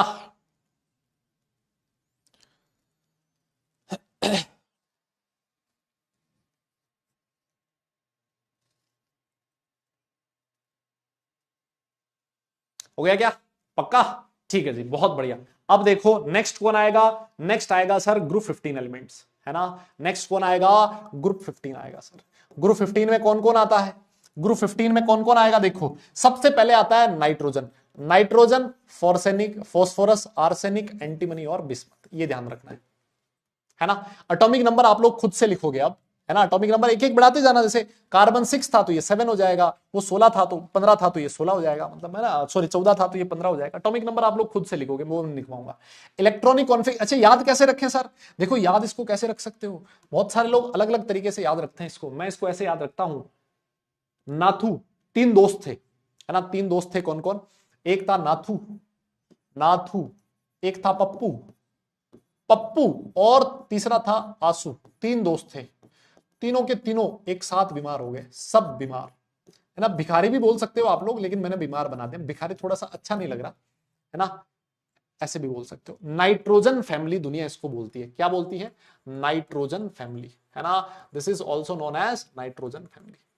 कैसे याद रखोगे, नाथू, पप्पू, आंसू, सब बीमार, इसको आप ऐसे भी बोलते हैं, बहुत सारे लोग ऐसे याद रखते हैं, नाना पाटेकर, ऐश्वर्या, सब भिखारी। ओ भाई तुम्हारी श्रद्धा है यार, तुम जैसे याद रखो वैसे याद रख लो यार, जैसे तुम याद रखो वैसे याद रख लो। बहुत सारे लोग ऐसे बोलते हैं, नेपाल, पाकिस्तान, ऑस्ट्रेलिया, सब भिखारी, भाई इतना लंबा चौड़ा क्यों करना है ना, देखो एकदम शॉर्टकट, नातू, पप्पू, आंसू, सब बीमार, नौना पाटेकर, ऐश्वर्या, सब बीमार, सब भिखारी, जैसे तुम्हें ठीक लगे वैसे बोल दो भाई। सर इलेक्ट्रॉनिक कॉन्फ़िगरेशन लिख दो फटाफट। सर नाइट्रोजन होता है हीलियम 2s2 2p3, है ना, ये हो जाएगा सर नियोन 3s2 3p3, ये हो जाएगा 4s2 4p3, जनरलाइज कर रहा हूं, नोबल गैस ns2 np3। आपको जानकर एक बड़ी खुशी होगी कि जो ग्रुप 15 एलिमेंट्स होते हैं इनका एक और नाम भी होता है, इनको निक्टोजेंस भी बोला जाता है ना। निक्टोजेंस क्यों बोला जाता है, इसके पीछे भी कहानी है, लेकिन कहानी आपको नहीं समझ में आएगी बेटा, पी साइलेंट होता है ना, ध्यान रखना, निक्टोजन नहीं बोलना है, यस क्या बोला है, निक्टोजन बोलना है, क्या बोलना है, निक्टोजन बोलना है ना, पी साइलेंट है, निक्टोजन बोला जाएगा, ठीक है सर, बहुत बढ़िया, इतना तो याद रह जाएगा सर हमें। अब सर इसके बाद आता है ग्रुप 16 एलिमेंट, है ना, ग्रुप 16 एलिमेंट फटाफट से लिख लेते हैं, फटाफट लिख लो, ऑक्सीजन, सल्फर, सिलेनियम, टेलुरियम और पोलोनियम, है ना, ये याद रखना है। ओल्ड स्टाइल से टीपो, ओल्ड स्टाइल से टेपो, टेपते हो ना स्कूल में, कॉलेज में भी टेपोगे खूब, तो कैसे टेपना है, ओल्ड स्टाइल से टेपना है ना, टेपना का समझते हो ना मतलब भाई, दादा टेपना समझते हो ना, ओल्ड स्टाइल से टेपो। इलेक्ट्रॉनिक कॉन्फ़िगरेशन क्या हो जाएगा, देखो ये हो जाएगा हीलियम 2s2 2p4, है ना, तो सर ये हो जाएगा नियोन 3s2 3p4, और ऐसे चलता रहेगा, चलते चलते चलते चलते नोबल गैस ns2 np4 हो जाएगा, है ना, लिख सकते हो मेरे हिसाब से, हो जाएगा ना। इनको ऑक्सीजन फैमिली भी बोला जाता है ना, ये क्या है, दिस इज ऑक्सीजन फैमिली, और इसका एक और नाम भी है, इनको चाल्कोजेंस भी बोला जाता है, क्या बोला जाता है, चाल्कोजेंस, है ना। चाल्कोजन क्यों बोला जाता है, इसके पीछे भी कहानी है, लेकिन वो भी नहीं समझ में आएगी, जब हम लोग पी ब्लॉक एलिमेंट पढ़ेंगे अगले साल क्लास 12th में, उस समय समझ में आएगा, ठीक है। अरे बोलो तो सही यार, टेपना मतलब अरे किसी का छापना, हाँ छापना मतलब, टेपना मतलब छापना, चीटिंग करना, है ना, चीटिंग थोड़ा सा मतलब बुरा सा वर्ड हो जाता है, इसलिए मैंने टेपो टेपो लिख दिया। कैसे याद रखोगे, oxygen, sulphur, selenium, tellurium, polonium, old style से टेपो, है ना, ऐसे याद हो जाएगा, ठीक है सर। आ जाओ सर ग्रुप 17 पे। ग्रुप 17 जो होते हैं इनको बोला जाता है हेलोजेंस, क्या बोला जाता है, हेलोजेंस बोला जाता है। सर कौन कौन से एलिमेंट होंगे, फ्लोरीन, क्लोरीन, ब्रोमीन और आयोडीन, कैसे याद, और एस्टाटीन, है ना। फिर कल बाहर आई आंटी, भाई किसी आंटी के सामने बोल मत देना, बहुत थप्पड़ पड़ेंगे, है ना।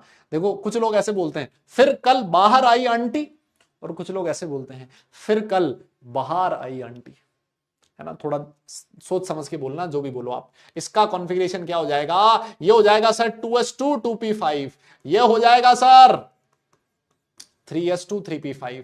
आप जैसे जैसे लिखते जाओगे जनरल इलेक्ट्रॉनिक कॉन्फ़िगरेशन हो जाएगा नोबल गैस ns2 np5, ठीक है। और सबसे लास्ट में आता है कौन, ग्रुप 16 ग्रुप 18 एलिमेंट्स, कौन आता है लास्ट में, ग्रुप 18 एलिमेंट, हाँ ग्रुप 18 एलिमेंट्स, है ना। वो क्या होती है सर, इनको बोला जाता है नोबल गैसेस, क्या बोला जाता है इनको, सर ये नोबल गैसेस होती हैं सर, ठीक है। कौन कौन होगा, helium, neon, argon, krypton, xenon और रेडॉन, है ना, जिनन और रेडॉन, ये होती है नोबल गैसेस। यस यस, अरे बोलो ना। आप इनका देखो, नियोन का कॉन्फ़िगरेशन आप लोग लिखते हो ना 2s2 2p6, सर ये होता है 3s2 3p6। तो सर आप इस इलेक्ट्रॉनिक कॉन्फ़िगरेशन को जनरलाइज कर सकते हो कैसे, ns2 np6, लेकिन किसको छोड़ के, हीलियम को छोड़ के, एक्सेप्ट हीलियम, है ना। हीलियम क्या होता है, 1s2 होता है ना। हीलियम का कॉन्फ़िगरेशन क्या होता है, 1s2 होता है, बस इतना सा, है ना। हीलियम का कॉन्फ़िगरेशन ns2 होता है। हीलियम को छोड़ के बाकी जितने भी एलिमेंट्स होते हैं उनका इलेक्ट्रॉनिक कॉन्फ़िगरेशन ns2 np6 होगा। Outermost shell completely filled होता है, ये बहुत इंपॉर्टेंट चीज है। यस यस यस, सर इसको कैसे याद रखें, सर इसको कैसे याद रखें, सर ये वाली ट्रिक कैसे याद रखें, लास्ट वाली, इसको देखो आप ऐसे याद रखोगे, हीना, नेहा और करीना। वाह सर, मतलब आज तो पूरे मूड में हो आप। हीना, नेहा और करीना, जीते रहे भाई, जीते रहे, जीते रहे, है ना, जीते रहे, जीते रहे। हीना, नेहा और करीना जीते रहे, जिनोन और रेडॉन, हिना, नेहा और करीना जीते रहे। यस यस यस, हाँ भाई देखो, याद मतलब ये तो पता ही है ना तुम्हें यार, हीलियम का इलेक्ट्रॉनिक कॉन्फ़िगरेशन 1s2 होता है, सारी दुनिया जानती है, और बाकी ns2 np6 हो जाएगा। ठीक है, all right all right all right. तो सर अब एक बात बताओ, आपने सारे एलिमेंट बता दिए, देखो सारा पी ब्लॉक एलिमेंट तुम्हें याद करवा दिया, सारा पी ब्लॉक एलिमेंट। आपको पी ब्लॉक एलिमेंट को ग्रुप वाइज याद रखना है, कैसे याद रखना है, ग्रुप वाइज, है ना। सारे पी ब्लॉक एलिमेंट लिखवा दिए। अब आपको क्या करना है, पी ब्लॉक एलिमेंट की कुछ खास प्रॉपर्टीज है जो यहां पर लिखी है, और मैं इनका जनरल इलेक्ट्रॉनिक कॉन्फ़िगरेशन यहां लिख रहा हूं, है ना। पी ब्लॉक एलिमेंट्स का जनरल इलेक्ट्रॉनिक कॉन्फ़िगरेशन आपके सामने है ना। जनरल इलेक्ट्रॉनिक कॉन्फ़िगरेशन आपके सामने है। नोबल गैस ns2 np 1 से 6, है ना। ns2 np 1 से 6, ns2 np 1 होता है 13 ग्रुप, 2 होता है 14 ग्रुप, 5 15, है ना। तो यहां ns2 np 3 4 5 6 चलता रहेगा। तो अगर आप जनरलाइज करना चाहो तो वो हो जाएगा ns2 np 1 से लेके 6 तक, है ना, 13 से लेके 18 तक। यस, 13 से लेके 18 तक। मेरी बात समझ में आ गई। एक चीज और बताऊं मैं तुम्हें, सबसे अच्छी बात यह है कि ये एक ऐसा अकेला ब्लॉक है ना। ये एक ऐसा अकेला ब्लॉक है भाई जिसमें मेटल भी है, नॉन मेटल भी है और मेटलॉइड्स भी है। एस ब्लॉक में सिर्फ मेटल हुआ करते थे, इसमें मेटल भी है, नॉन मेटल भी है और मेटलॉइड्स भी है, तीनों है। ऐसा क्वेश्चन आता है कि बताओ कौन सा ब्लॉक है जिसमें सारे मेटल, नॉन मेटल, मेटलॉइड सब कुछ प्रेजेंट है, सिर्फ अकेला ब्लॉक है, कौन सा, पी ब्लॉक। ठीक है, बहुत बढ़िया। आगे एक चीज लिखिए कि they mostly form covalent compounds. आप लोगों ने पढ़ा है क्या कोवेलेंट कैसे बनता है?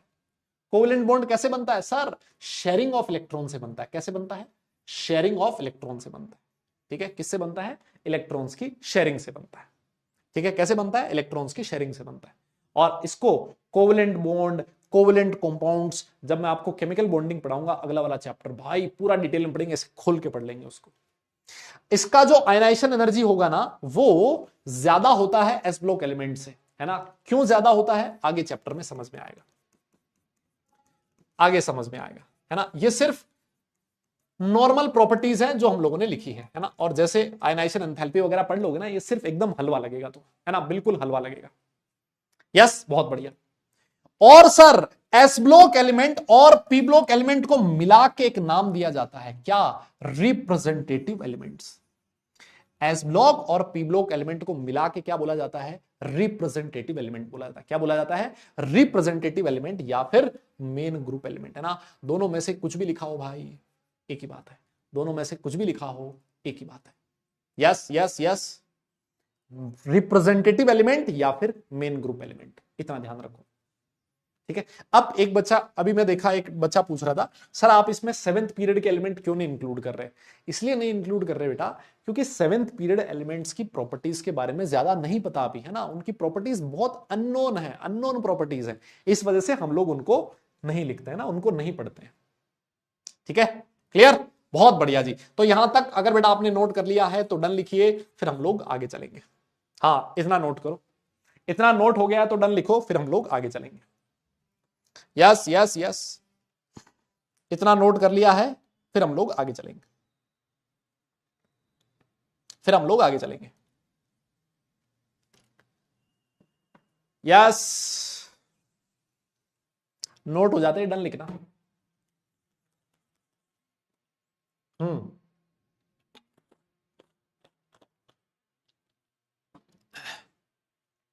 इधर देखो,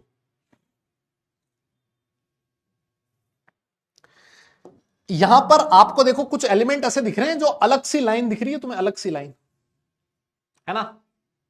ये वो लाइन है जो क्या करती है, मेटल्स को नॉन मेटल से अलग करती है। इस लाइन के नीचे जितने भी एलिमेंट्स हैं सारे के सारे कैसे होते हैं, मेटल्स होते हैं। और इस लाइन पे जो एलिमेंट आ रहे हैं उससे ऊपर आने वाले जितने भी एलिमेंट्स होते हैं वो होते हैं नॉन मेटल्स। वो कौन से होते हैं, नॉन मेटल्स होते हैं। सर जो एलिमेंट इस लाइन पे आ रहे हैं उनको क्या बोला जाता है, मेटलोइड्स बोला जाता है। क्या बोला जाता है, मेटलोइड्स बोला जाता है। सर ये वो एलिमेंट्स होते हैं जिनकी प्रॉपर्टीज मेटल के सिमिलर भी होती है और नॉन मेटल के सिमिलर भी होती है ना। इसी वजह से मैंने आपसे कहा कि ये एक अकेला ऐसा ग्रुप है, अकेला ऐसा ब्लॉक है ना, अकेला ऐसा ब्लॉक है जिसमें मेटल भी आते हैं, नॉन मेटल भी आते हैं और मेटलोइड भी आते हैं। अब सुनना मेरी बात, ये जो मेटलोइड है ना इस पे बहुत बड़ा बवाल है। कौन सा एलिमेंट मेटलोइड है कौन सा नहीं है, इसके पीछे बहुत बड़ा बवाल है ना। तो वो बवाल जो है ना उसको आज डिस्कस नहीं करेंगे, बवाल क्या है आगे डिस्कस करूंगा मैं। अभी के लिए आप लोग ये ध्यान रखें, सिलिकॉन, जर्मेनियम, आर्सेनिक, एंटीमनी और टेलुरियम, इन पे कोई बवाल नहीं है ना। लगभग इन पे कोई बवाल नहीं है, लगभग हर जगह ये लिखा है कि ये मेटलोइड होते हैं। जिस पे बवाल होगा और क्या बवाल है उसको मैं आपको आगे समझाऊंगा, ठीक है। मेटलोइड कौन कौन से हैं और किसमें प्रॉब्लम है, किसने कहां क्या लिखा है, उसका डिस्कशन आगे होगा। मेटलोइड के ऊपर भाई दुनिया ऐसे बटी हुई है, मतलब है ना, साइंटिस्ट वगैरह बुक्स वगैरह सब कुछ बटा हुआ है। आइए एक क्वेश्चन करते हैं, आइए एक क्वेश्चन करते हैं, आइए एक क्वेश्चन करते हैं महाराज। यस बेटा, बोरोन बोरोन नहीं है ना, बोरोन मेटलोइड नहीं है ना, बोरोन मेटलोइड नहीं है, बिल्कुल नहीं है। आओ ये क्वेश्चन जेई मेंस 2021 में पूछा गया है। Chalcogen group elements are, chalcogen में कौन कौन से एलिमेंट है। भाई मैं डायरेक्ट इस क्वेश्चन का पोल दे रहा हूं, बिल्कुल भी टाइम नहीं दूंगा यार, मैं बिल्कुल टाइम नहीं दूंगा, पोल दे दूंगा मैं डायरेक्ट, फटाफट निपटाओ, फटाफट निपटाओ जल्दी से। हाँ मैं नहीं दे रहा टाइम भाई, इस पे तो मैं टाइम दे ही नहीं सकता, इसको मैं टाइम दे ही नहीं सकता, फटाफट निपटाओ।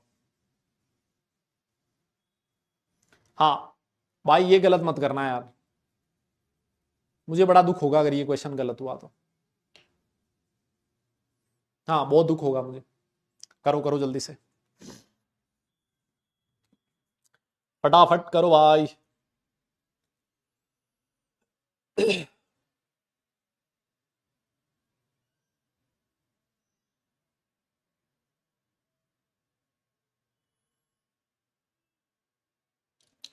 हाँ सर पोल हो लिया खत्म, लो सर रिजल्ट देख लेते हैं। वाह, और रे, ओह क्या हो लिया भाई, अबे 47 कैसे, हा हा हा, निपट गए ना तुम लोग। सावधानी हटी और दुर्घटना घटी, है ना, सावधानी हटी और दुर्घटना घटी महाराज। टीपो नहीं है टेपो है, टीई है बेटा, टेलुरियम है ना, टी आई नहीं है महाराज, टी आई नहीं है। अरे सर ये तो लफड़ा हो गया, टीई है भाई, से टेपो। Sir option number A correct है, टी आई नहीं है महाराज, टी आई तो डी ब्लॉक का एलिमेंट है यार, मैंने लिखवाया नहीं डी आई, है ना, देख लो हो गया ना, लफड़ा हो जाता है। सावधानी हटी और दुर्घटना घटी। आइए अगले क्वेश्चन के बारे में बात करते हैं। ये क्वेश्चन कब पूछा गया था सर, हाँ ये जेई मेंस 2022 में पूछा गया था। कहता which of the following elements is considered as a metalloid. हाँ इसमें से बताइए, चाल्कोजन का मतलब समझ गया ना, चाल्कोजन मतलब ग्रुप 16 एलिमेंट। आओ आओ, which of the following element is considered as a metalloid, कौन सा एलिमेंट ऐसा है जिसको मेटलॉइड कंसिडर किया गया है। आइए इसका भी पोल कर लेते हैं फटाफट, जल्दी बताओ। हाँ जल्दी बोलो भाई, जल्दी बोलो रे।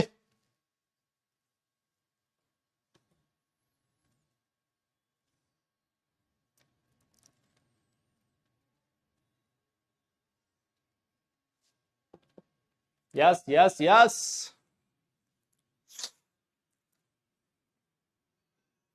हाँ जी, पोल होने जा रहा है खत्म भैया, फटाफट।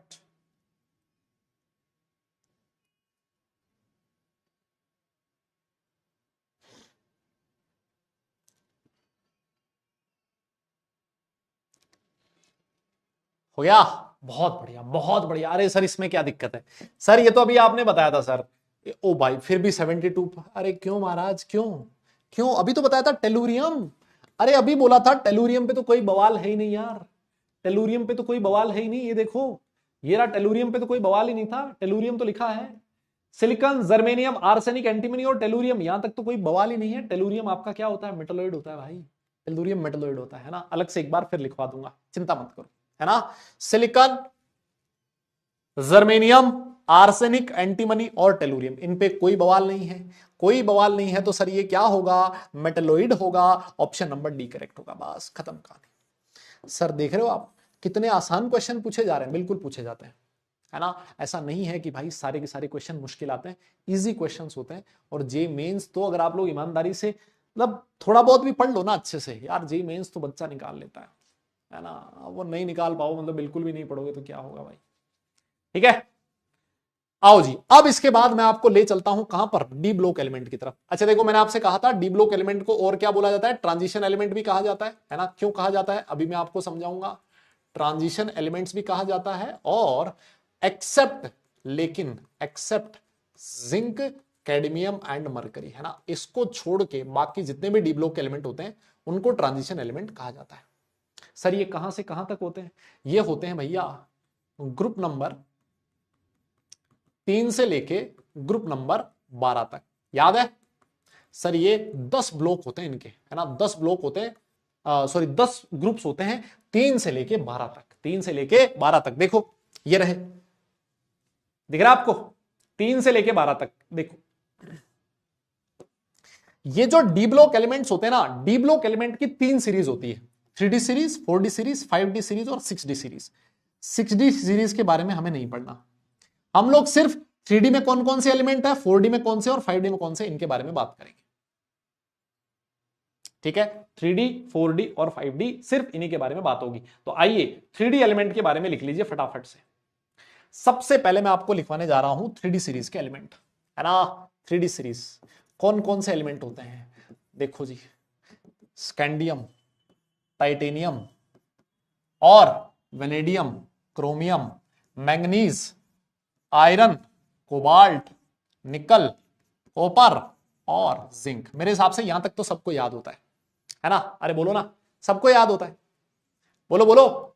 Scandium, titanium, vanadium, chromium, manganese, iron, cobalt, निकल, कॉपर और जिंक। सर एटॉमिक नंबर भी मेरे हिसाब से सबको याद होगा आपको, है ना, एटॉमिक नंबर भी याद ही होता है वैसे। Scandium Z is equal to 21 होता है और ये Z इज इक्वल टू 30 होता है ना। 21 से लेके 30 तक होते हैं, मैंने आपको पहले भी लिखवा दिया था, 21 से लेके 30 तक होते हैं डी ब्लॉक के एलिमेंट। सर कैसे याद रखें, सर कैसे याद रखें, याद करने का तरीका भाई, हो सकता है आप लोगों ने अलग अलग तरीके से पढ़ रखा हो, है ना, अलग अलग तरीके से पढ़ रखा हो। मैं कैसे याद रखता हूं, देखो मैं कैसे याद रखता हूं। साइंस टीचर, क्या, ये आप लिख लेना भाई अपने हिसाब से, है ना, चाहो तो लिख लो, मतलब साइंस टीचर, क्या नाम है टीचर का, विनीता। भाई किसी का नाम हो तो बुरा मत मानना यार, है ना, मतलब ये ऐसे ही अब फिट बैठ रहा है तो मैं क्या करूं। साइंस टीचर विनीता क्रिमानी, क्या नाम है, विनीता क्रिमानी। क्या करो, मन पे को नी, क्यों जान जलाती हो, जलाती हो सिर्फ सेंटेंस कंप्लीट करने के लिए लिखा है ना। भाई अगर आपको कोई और दूसरा तरीका पता है तो उससे आप लोग याद रख लें, है ना। मुझे इस तरीके से पता है तो मैं इसी तरीके से बता रहा हूं, कोई नाम बुरा ना माने, मतलब वो जैसे भी है वो ऐसे याद था तो मतलब मैंने ऐसे लिख दिया है, ठीक है। क्या नाम क्या है, साइंस टीचर विनीता क्रिमानी, मन फेंकोनी, क्यों जान जलाती हो, है ना। इस तरीके से आप लोग याद रखें। हाँ मतलब अब तुम जैसे भी साइंस टीचर वेरी क्रूअल और वो फलाना ढिमका, मतलब जो मजा इसमें है वो बाकी में नहीं है, मैं आपसे ये कहना चाह रहा हूं। बाकी तुम आप लोग के हिसाब से देख लेना, है ना। बाकी तुम अपने हिसाब से देख लो, हाँ तुम अपने हिसाब से देखो। मुझे तो मतलब ये याद था। हाँ भाई, किसी का नाम हो ऐसा, उससे हाथ जोड़ के मैं एक बार फिर से क्षमा मांग लेता हूँ, है ना। ये इसका सच्ची घटनाओं से कोई दूर दूर तक रिलेशन नहीं है ना। हाँ मतलब ये ऐसे याद रखने का तरीका है यार, याद कर लो, इसको बना रखा है, याद कर लो, है ना। Scandium, titanium, vanadium, chromium, manganese, iron, cobalt, निकल, कॉपर और जिंक। जिसको ऐसा लग रहा है कि उसको नाम नहीं याद होगा, वो उसके नीचे इसका नाम भी लिख ले। ठीक है सर, याद हो जाएगा, ठीक है सर। आओ जी आओ, 4D सीरीज के पास चलते हैं और उससे पूछते हैं, बता भाई 4D सीरीज तेरे में कौन कौन से एलिमेंट है, बताइए क्या बोलेगी। ये बोलेगी मेरे पास है कौन, अरे भाई साहब, एट्रियम, जिरकोनियम और नायोबियम और मोलिब्डेनम और टेक्नीशियम, रुथीनियम, रोडियम, RH है बेटा, पैलेडियम, एजी और एयू, सिल्वर और गोल्ड। यस, सिल्वर और गोल्ड।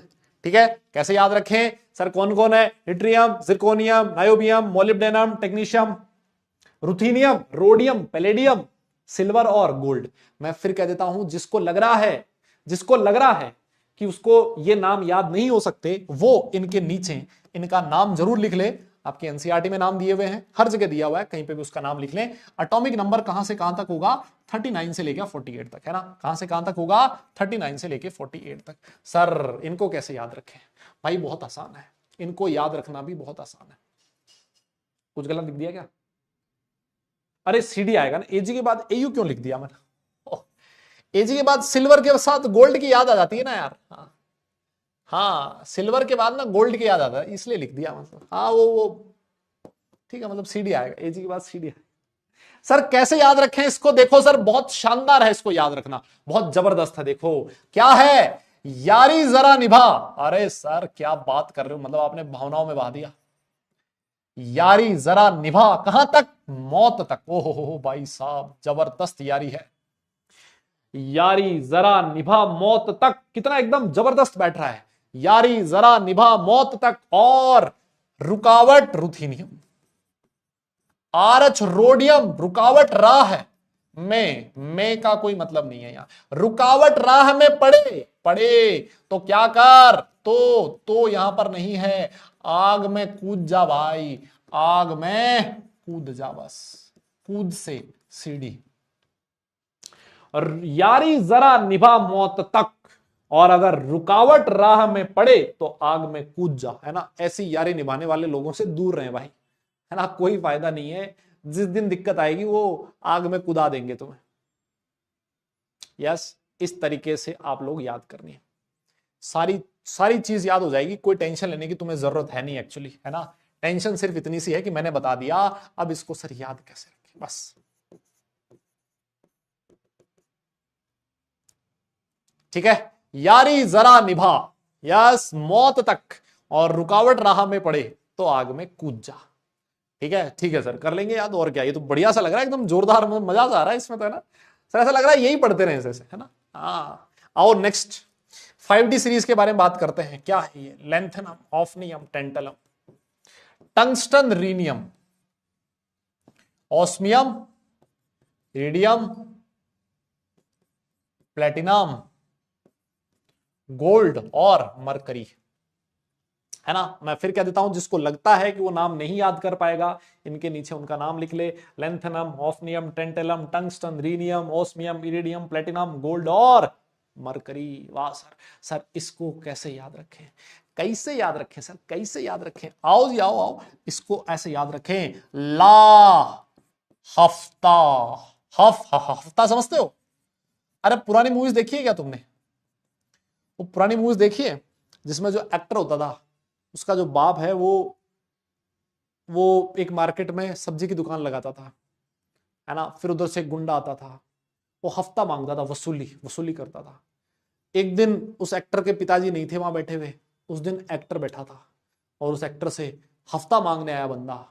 उस दिन उसने हफ्ता देने से मना कर दिया और उस विलन को, उस हफ्ता मांगने वाले को निपटा दिया, उसने पकड़ के धो दिया ढंग से। उस दिन से मतलब उसकी वाहवाही होगी, तो वो है हफ्ता। ला हफ्ता, वरना क्या करेगा भाई, वरना, वरना वी डब्ल्यू से ना, वरना रे क्या होगा, वरना रे उधर, इधर पिटाई और होगी भैया, है ना, पिटाई और हो जाएगी, निपट जाओगे फालतू में। इससे अच्छा क्या कर दो, हफ्ता दे दो। हाँ वसूली भाई, ला हफ्ता वरना रे उधर इधर पिटाई और होगी, उधर इधर पिटाई और होगी, मेरी बात समझे, उधर इधर पिटाई और होगी, ला हफ्ता वरना रे उधर इधर पिटाई और होगी। ध्यान रखना यहां उधर इधर ही आएगा, इधर उधर मत कर देना, इधर उधर कर दिया तो गड़बड़ हो जाएगी, उधर इधर, वरना रे उधर इधर पिटाई और होगी। Yes yes. और एटॉमिक नंबर आप लोग जानते ही हो सर, इसका एटॉमिक नंबर क्या आएगा 57। 57 के बाद यहां डायरेक्ट क्या आ जाता है 72 आ जाता है, और फिर उसके बाद यहां z इज इक्वल टू 80 आ जाता है, याद है ना तुम्हें। और यहां जो बीच वाले एलिमेंट होते हैं वो कहां चले जाते हैं 4f सीरीज, जिसको आप लोग लेंथेनॉइड्स भी कहते हो। यस यस यस, हो जाएगा ना याद। अरे कोई बोल ही नहीं रहा यार बोलो तो सही, हो जाएगा ना याद। हाँ एटॉमिक नंबर भी मैंने लिख दिया है नीचे, और जो 6D सीरीज है उसको याद करने की कोई जरूरत नहीं है ना। 6D सीरीज को हमें याद नहीं रखना, यस उसको याद नहीं रखना, कहीं पर भी नहीं पूछी जाती हो, ठीक है पक्का। यस यस, बहुत बढ़िया। अब सर आ जाओ आप इनके इलेक्ट्रॉनिक कॉन्फ़िगरेशन पे, है ना। किसकी बात करेंगे हम लोग, इलेक्ट्रॉनिक कॉन्फ़िगरेशन की। सुनो मेरी बात, देखो इनका जो जनरल इलेक्ट्रॉनिक कॉन्फ़िगरेशन होता है ना, जो इनका जनरल इलेक्ट्रॉनिक कॉन्फ़िगरेशन होता है ना,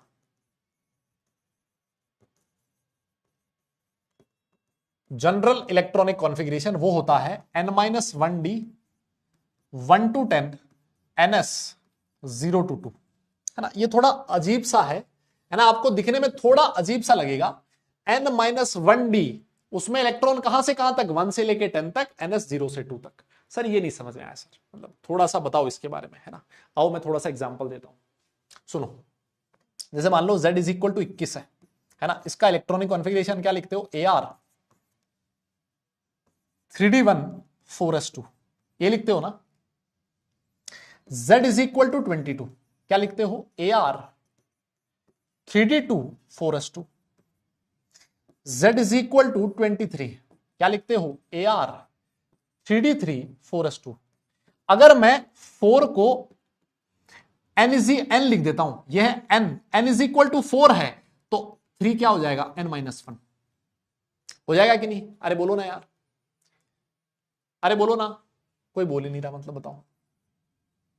ये बेटा वैलेंस शेल का जनरल इलेक्ट्रॉनिक कॉन्फ़िगरेशन है ना। देखो अगर मैं n इज इक्वल टू 4 लिख देता हूं तो 3 क्या हो जाएगा, 3 हो जाएगा सर n-, तो ns ns n-1d। इसका मतलब तो समझ में आ गया तुम्हें, ns और n-1d का मतलब क्या है। यस, ns और n-1d का मतलब क्या है, this is ns outermost shell, n-1d उससे पहले वाला शेल। अब देखो n-1d में कितने इलेक्ट्रॉन आ सकते हैं, 1 आ सकता है, 2 आ सकता है, 3 आ सकता है, 4 5 6 7 से लेके 10 तक, है ना, 1 से लेके 10 तक। तो ये रहा 1 से लेके 10 तक डी में। लेकिन ये जो ns होता है ना, s में कितना इलेक्ट्रॉन आ सकता है, या तो 0 आ सकता है, 1 आ सकता है, या फिर 2 आ सकता है। देखो यहां पर एक एलिमेंट होता है पैलेडियम, पीडी। ये देखो पैलेडियम दिख रहा है तुम्हें, यहां पर लिखा था मैंने पैलेडियम, ये रहा। ये जो पैलेडियम होता है ना, इसका कॉन्फ़िगरेशन पता है क्या होता है, इसका कॉन्फ़िगरेशन होता है बेटा 4d10, ये होता है 4d10 5s0। इसके s में कोई इलेक्ट्रॉन नहीं होता, है ना, इसके s में कोई इलेक्ट्रॉन नहीं होता। इसमें बहुत सारे डी ब्लॉक में अगर आप देखोगे ना, तो बहुत सारे एलिमेंट ऐसे हैं जिनके इलेक्ट्रॉनिक कॉन्फ़िगरेशन एक्सेप्शनल है। क्या है, एक्सेप्शनल है। आपने सिर्फ क्रोमियम और कॉपर के बारे में पढ़ा है ना, ये एक्सेप्शनल इलेक्ट्रॉनिक कॉन्फ़िगरेशन लिखे हैं। इनमें से भी बहुत सारे एलिमेंट ऐसे हैं जिनके इलेक्ट्रॉनिक कॉन्फ़िगरेशन एक्सेप्शनल है, उनमें से एक मैंने लिखा है पैलेडियम। पैलेडियम को छोड़ दोगे ना तो इसके अलावा भी बहुत सारे एलिमेंट ऐसे हैं जिनका एक्सेप्शनल इलेक्ट्रॉनिक कॉन्फ़िगरेशन है, लेकिन मेरे भाई उसको आपको यहां नहीं पढ़ना। 12th क्लास में जब आप लोग डी ब्लॉक एलिमेंट पढ़ोगे ना, उस केस में लिखोगे कि कौन कौन से एलिमेंट है जिनका इलेक्ट्रॉनिक कॉन्फ़िगरेशन एक्सेप्शनल है, ठीक है ना, वो चीज आपको लिखनी है। अभी के लिए सिर्फ इतना ही ध्यान में रखना है कि इनका electronic configuration, general electronic configuration क्या होता है, n-1d 1 to 10 ns 0 से 2। ये हमारी एनसीईआरटी में लिखा है, तो ये चीज हम लोग लिखेंगे, है ना। और उसमें से पैलेडियम होता है जिसके ns में कोई इलेक्ट्रॉन नहीं होता, यस। अच्छा सर, यहां पर मेरे हिसाब से ये चीज तो आपको पता ही होगी कि अगर मान लो ये वाला आउटर मोस्ट शेल है ना, ये है आउटर मोस्ट शेल, जिसको और क्या कहते हैं हम लोग, वैलेंस शेल भी बोलते हैं। अरे बोलो ना यार, इसको क्या बोलते हैं, वैलेंस शेल। इससे जो पहले वाला शेल है, इसको अगर मैं एन बोल दूं तो ये जो n-1 है, इसको क्या बोला जाता है, पेन अल्टीमेट शेल। क्या बोला जाता है, पेन अल्टीमेट शेल, है ना, पेन अल्टीमेट शेल, है ना। तो आउटर मोस्ट शेल तो है ns, इलेक्ट्रॉन किसमें फिल हो रहा है, पेन अल्टीमेट शेल n-1d में, है ना। इलेक्ट्रॉन, हाँ बहुत सारे एक्सेप्शन है भाई, बहुत सारे एक्सेप्शन हैं, उनकी हम लोग अभी के लिए बात नहीं करेंगे, नहीं तो हम लोग अपने लक्ष्य से भटक जाएंगे, है ना, हम लोग अपने लक्ष्य से भटक जाएंगे, ठीक है। हाँ, पेन अल्टीमेट, उससे पहले वाला जो होगा n-2 वाला, उसको एंटी पेन अल्टीमेट बोला जाता है, उसकी हमें कोई जरूरत नहीं है। आप सिर्फ इतना सा लिखें, है ना, और अगर नोट हो जाए तो मुझे बता देना, नोट हो जाए तो मुझे बता देना, है ना। ये है वैलेंस शेल, है ना, ये है valence shell, outermost shell, और ये है पेन अल्टीमेट शेल, ठीक है जी। इतना नोट करें, और अगर नोट हो जाए भाई तो मुझे बताना, फिर हम लोग आगे चलेंगे, आगे चलेंगे, आगे चलेंगे। फटाफट बताइए। यस यस यस, हो गया। अरे काहे की छुट्टी भैया, आज कोई छुट्टी नहीं मिलेगी, अभी कोई छुट्टी भी नहीं मिलेगी। हाँ, इतना लिखें फटाफट, हो गया, डन, पक्का। अच्छा, अब इसके बारे में देखो, कुछ छोटी छोटी चीजें आपके सामने लिखी हैं, है ना, कुछ छोटी छोटी चीजें आपके सामने लिखी हैं। देखो क्या लिखा है कि इसमें भी ये जो डी ब्लॉक के एलिमेंट होते हैं ना, इसमें भी सारे के सारे मेटल्स होते हैं, इसमें भी क्या होते हैं, सारे के सारे मेटल्स होते हैं, है ना। सारे के सारे क्या होते हैं, मेटल्स होते हैं, और मेटल्स हैं तो बहुत हार्ड होते हैं, डक्टाइल होते हैं, मेलिएबल होते हैं, है ना। मेटल की प्रॉपर्टी हम सब लोग जानते हैं, और इनका मेल्टिंग और बॉइलिंग पॉइंट बहुत हार्ड होता है, बहुत ज्यादा होता है। जैसे आयरन होता है ना, आयरन कितना हार्ड होता है, सर पे मार के देखना कभी, है ना, सर पे मार के देखना, फिर वापस नहीं पूछोगे हार्ड होता है कि नहीं होता है ना। और भैया मतलब अगर मेटल है तो इसका मतलब वो गुड कंडक्टर होगा, किसका, इलेक्ट्रिसिटी का और हीट का भी, ठीक है सर। और ये कलर्ड कंपाउंड्स बनाते हैं, क्या बनाते हैं, कलर्ड कंपाउंड्स बनाते हैं। देखो देखा आप लोगों ने, CuSO4.5H2O किस कलर का होता है, ब्लू कलर का होता है ना। ये क्या करते हैं, ब्लू, ये कलर्ड कंपाउंड्स का फॉर्मेशन करते हैं, है ना। कॉपर सल्फेट डॉट 5H2 देखा ना, किस कलर का होता है, ब्लू कलर का होता है। तो इसके जो कंपाउंड्स होते हैं वो किस कलर के होते हैं, ब्लू कलर के होते हैं, मतलब कलर्ड होते हैं ना, कलर्ड होते हैं ना। तो अभी के लिए सिर्फ इतना ध्यान रखना है ना, अभी के लिए सिर्फ इतना ध्यान रखना है। बाकी के बारे में डी ब्लॉक एलिमेंट, उसको बहुत डिटेल में हम लोग आगे पढ़ेंगे, है ना, बहुत आगे पढ़ेंगे, डिटेल में पढ़ेंगे, ठीक है। अरे बोलो भाई, हाँ वेरी गुड। अब सुनो मेरी बात, अभी आपने कहा सर जो डी ब्लॉक एलिमेंट होते हैं, इन डी ब्लॉक एलिमेंट को हम लोग क्या बोलते हैं, ट्रांजिशन एलिमेंट्स कहते हैं। क्या बोलते हैं, ट्रांजिशन एलिमेंट्स कहते हैं। तो सीधे ट्रांजिशन एलिमेंट का क्या मतलब है, आओ ट्रांजिशन एलिमेंट क्या होते हैं ये मैं आपको फटाफट से समझा देता हूं। ट्रांजिशन एलिमेंट्स क्या होते हैं भैया, मैं आपको फटाफट से समझा देता हूं। आइए, आप ट्रांजिशन एलिमेंट की डेफिनेशन लिखो मेरे साथ। एलिमेंट्स हैविंग, सुनो, elements having incompletely filled, incompletely filled D orbitals. क्या होते हैं, ऐसे एलिमेंट्स जिसमें क्या प्रेजेंट हो दादा, इनकंप्लीटली फिल्ड डी ऑर्बिटल होना चाहिए सर। कहां, incompletely filled D orbitals in their ground state और any of their excited, any of their oxidation state।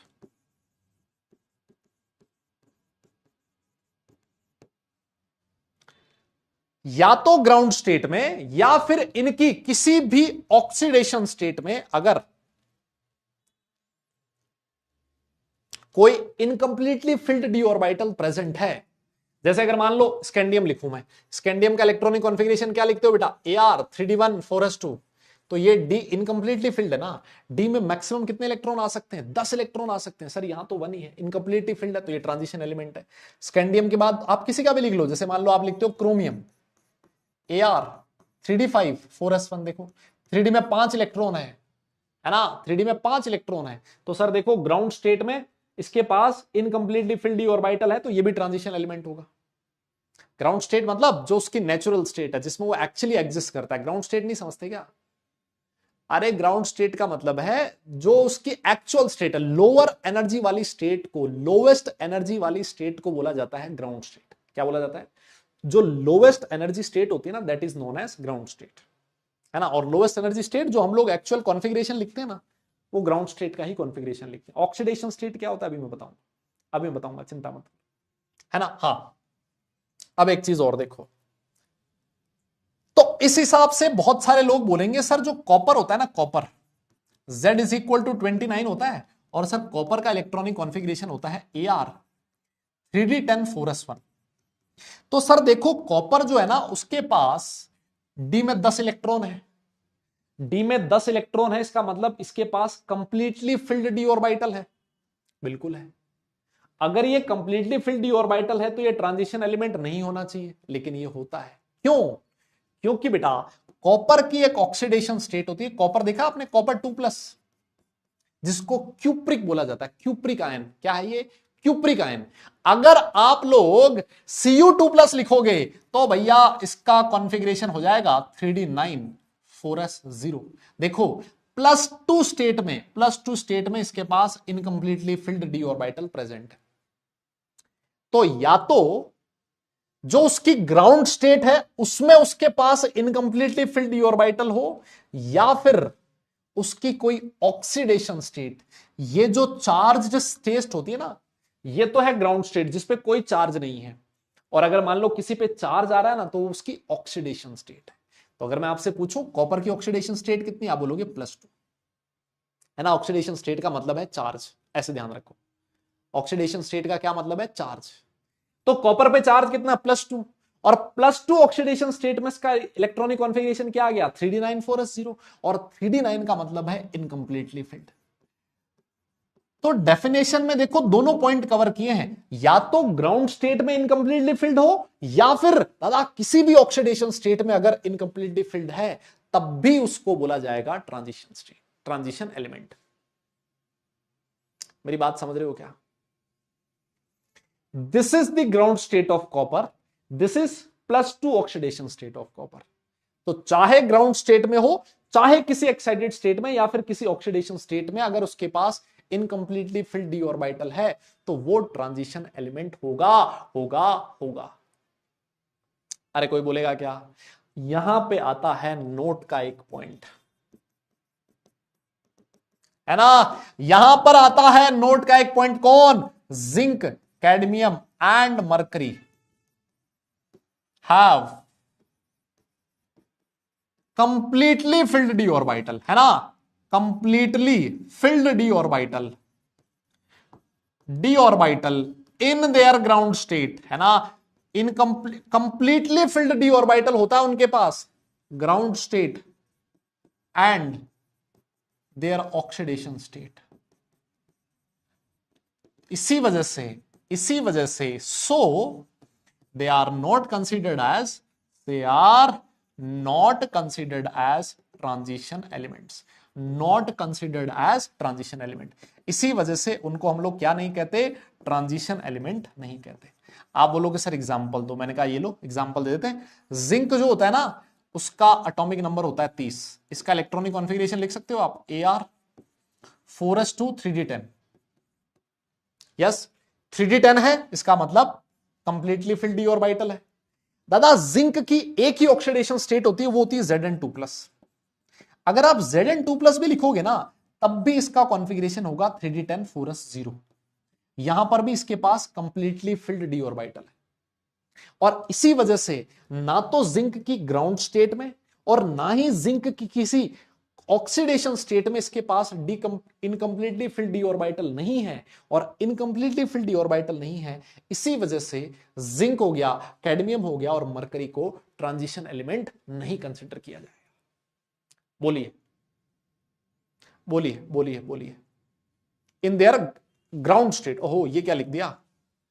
In their ground state, है ना, यहां लिखना भाई ground state, have completely filled d orbital in their ground state. हाँ ये क्या लिख दिया? Ground state and their oxidation state, है ना। So they are not considered as transition element. Yes yes yes yes, अरे बोलो। जैसे जिंक आ गया, फिर कैडमियम क्या होता है बेटा? कैडमियम हो जाएगा 4s2 की जगह बजाय 5s2 4d10 होता है ना, उसके नीचे ही तो आता है, और मरकरी उसके नीचे आता है, तो वो क्या हो जाएगा 6s2 5d10। Yes yes yes, अरे बोलो ना, मेरी बात समझ में आ गई क्या? समझ में आया क्या? हाँ ना तो बोल दो है भैया, अरे हाँ ना तो बोलो भैया, जल्दी जल्दी, हाँ ना तो बोलो। तो अगर मान लो ग्राउंड स्टेट हो या फिर कोई भी कॉमन ऑक्सीडेशन स्टेट हो, दोनों में से किसी भी एक ऑक्सीडेशन स्टेट में, ग्राउंड स्टेट हो या फिर oxidation state, incompletely filled D orbital आ जाए, तो उसको आप लोग ट्रांजिशन एलिमेंट बोल देना। बहुत सारे लोग बोलते हैं साहब कॉपर कैसे ट्रांजिशन एलिमेंट आ गया? कॉपर की ग्राउंड स्टेट में कंप्लीटली फिल्ड है लेकिन Cu2+ में इनकंप्लीटली फिल्ड है, तो दोनों में से किसी में भी इनकंप्लीटली फिल्ड है तो वो ट्रांजिशन एलिमेंट होगा। जिंक कैडमियम मरकरी के पास ना तो ग्राउंड स्टेट में और ना ही किसी ऑक्सीडेशन स्टेट में इनकंप्लीटली फिल्ड डी है, इस वजह से ये वाले ट्रांजिशन एलिमेंट की कैटेगरी में नहीं आएंगे, है ना। तो ये वाली चीज है जो इंपॉर्टेंट है, यहां तक आपको लिखना था, ठीक है ना। तो अब मेरे हिसाब से आज के बाद आप कभी नहीं पूछोगे कि जिंक कैडमियम मरकरी को ट्रांजिशन एलिमेंट क्यों नहीं कंसिडर किया जाता, है ना। ये जो चीज है ना, हालांकि 12th क्लास की चीज है, सही बताऊं तो कौन सी क्लास की है? 12th क्लास की, है ना। लेकिन अभी मैंने आपको बता दिया, 12th क्लास की कहानी अभी समझा दी, क्योंकि बार बार मैं लिखूंगा इनको ट्रांजिशन एलिमेंट कहा जाता है और इनको नहीं कहा जाता, आप लोग बार बार बोलोगे क्यों कहा जाता है क्यों नहीं कहा जाता, तो मैंने सोचा अभी बता दें, है ना, एक बार में काम खत्म हो जाए। ठीक है भाई, अरे समझ में तो आ गया ना दादा, आना तो बोल दो। ठीक है, डन, पक्का, आगे चलूं? कोई बोल ही नहीं रहा, बताओ। हाँ, कोई बोल ही नहीं रहा, बताओ। थम्स डाउन किए जा रहे हैं लोग, बताओ भाई साहब। आइए आइए, क्वेश्चन देखते हैं। एक क्वेश्चन आपकी स्क्रीन पर है ना, एक क्वेश्चन आपकी स्क्रीन पर लिख देते हैं और इस क्वेश्चन को दे देते हैं आपको होमवर्क में, है ना। ये क्वेश्चन है आपका होमवर्क में, एक बार इसको करिएगा, अगली क्लास में इसको डिस्कस करेंगे, है ना, इसको अगली क्लास में डिस्कस करेंगे। एक और बच गया, कौन? एफ ब्लॉक एलिमेंट, है ना। कौन सा? एफ ब्लॉक एलिमेंट, है ना। एस हो गया, पी हो गया, डी हो गया, अब किसकी बात होगी? एफ ब्लॉक की बात होगी। देखो एफ ब्लॉक जो होता है, सारी दुनिया जानती है कि सर उसमें दो ग्रुप आते हैं ना, दो ब्लॉक आते हैं, है ना, वो मैं लिखवा चुका हूं तुम्हें। यस, एफ ब्लॉक में मैं आपको लिखवा चुका हूं कि भाई एफ ब्लॉक में एक तो आएगा लेंथेनॉइड, ये यहां यहीं पे लिख लो फिर इसी में, है ना। ये आएगा लेंथेनॉइड और ये हो गया एक्टिनॉइड, और सर इसको 4f सीरीज भी बोला जाता है, इसको 5f सीरीज बोला जाता है ना। ये sir z is equal to 58 से लेके z इज इक्वल टू 71 तक होती है, और सर ये वाला z इज इक्वल टू 90 से लेके z इज इक्वल टू 103 तक होता है। ठीक है सर, कैसे याद रखें इन एलिमेंट को? याद करने का तरीका सुनना मेरी बात, कैसे याद रखें, सुनिएगा सुनिएगा, कैसे याद रखें। सीने पर नदियां प्रेम की समाई, वाह भाई साहब, देख रहे हो, सीने पर नदियां प्रेम की समाई, ये जो सिंबल है ना, ये याद होना जरूरी है।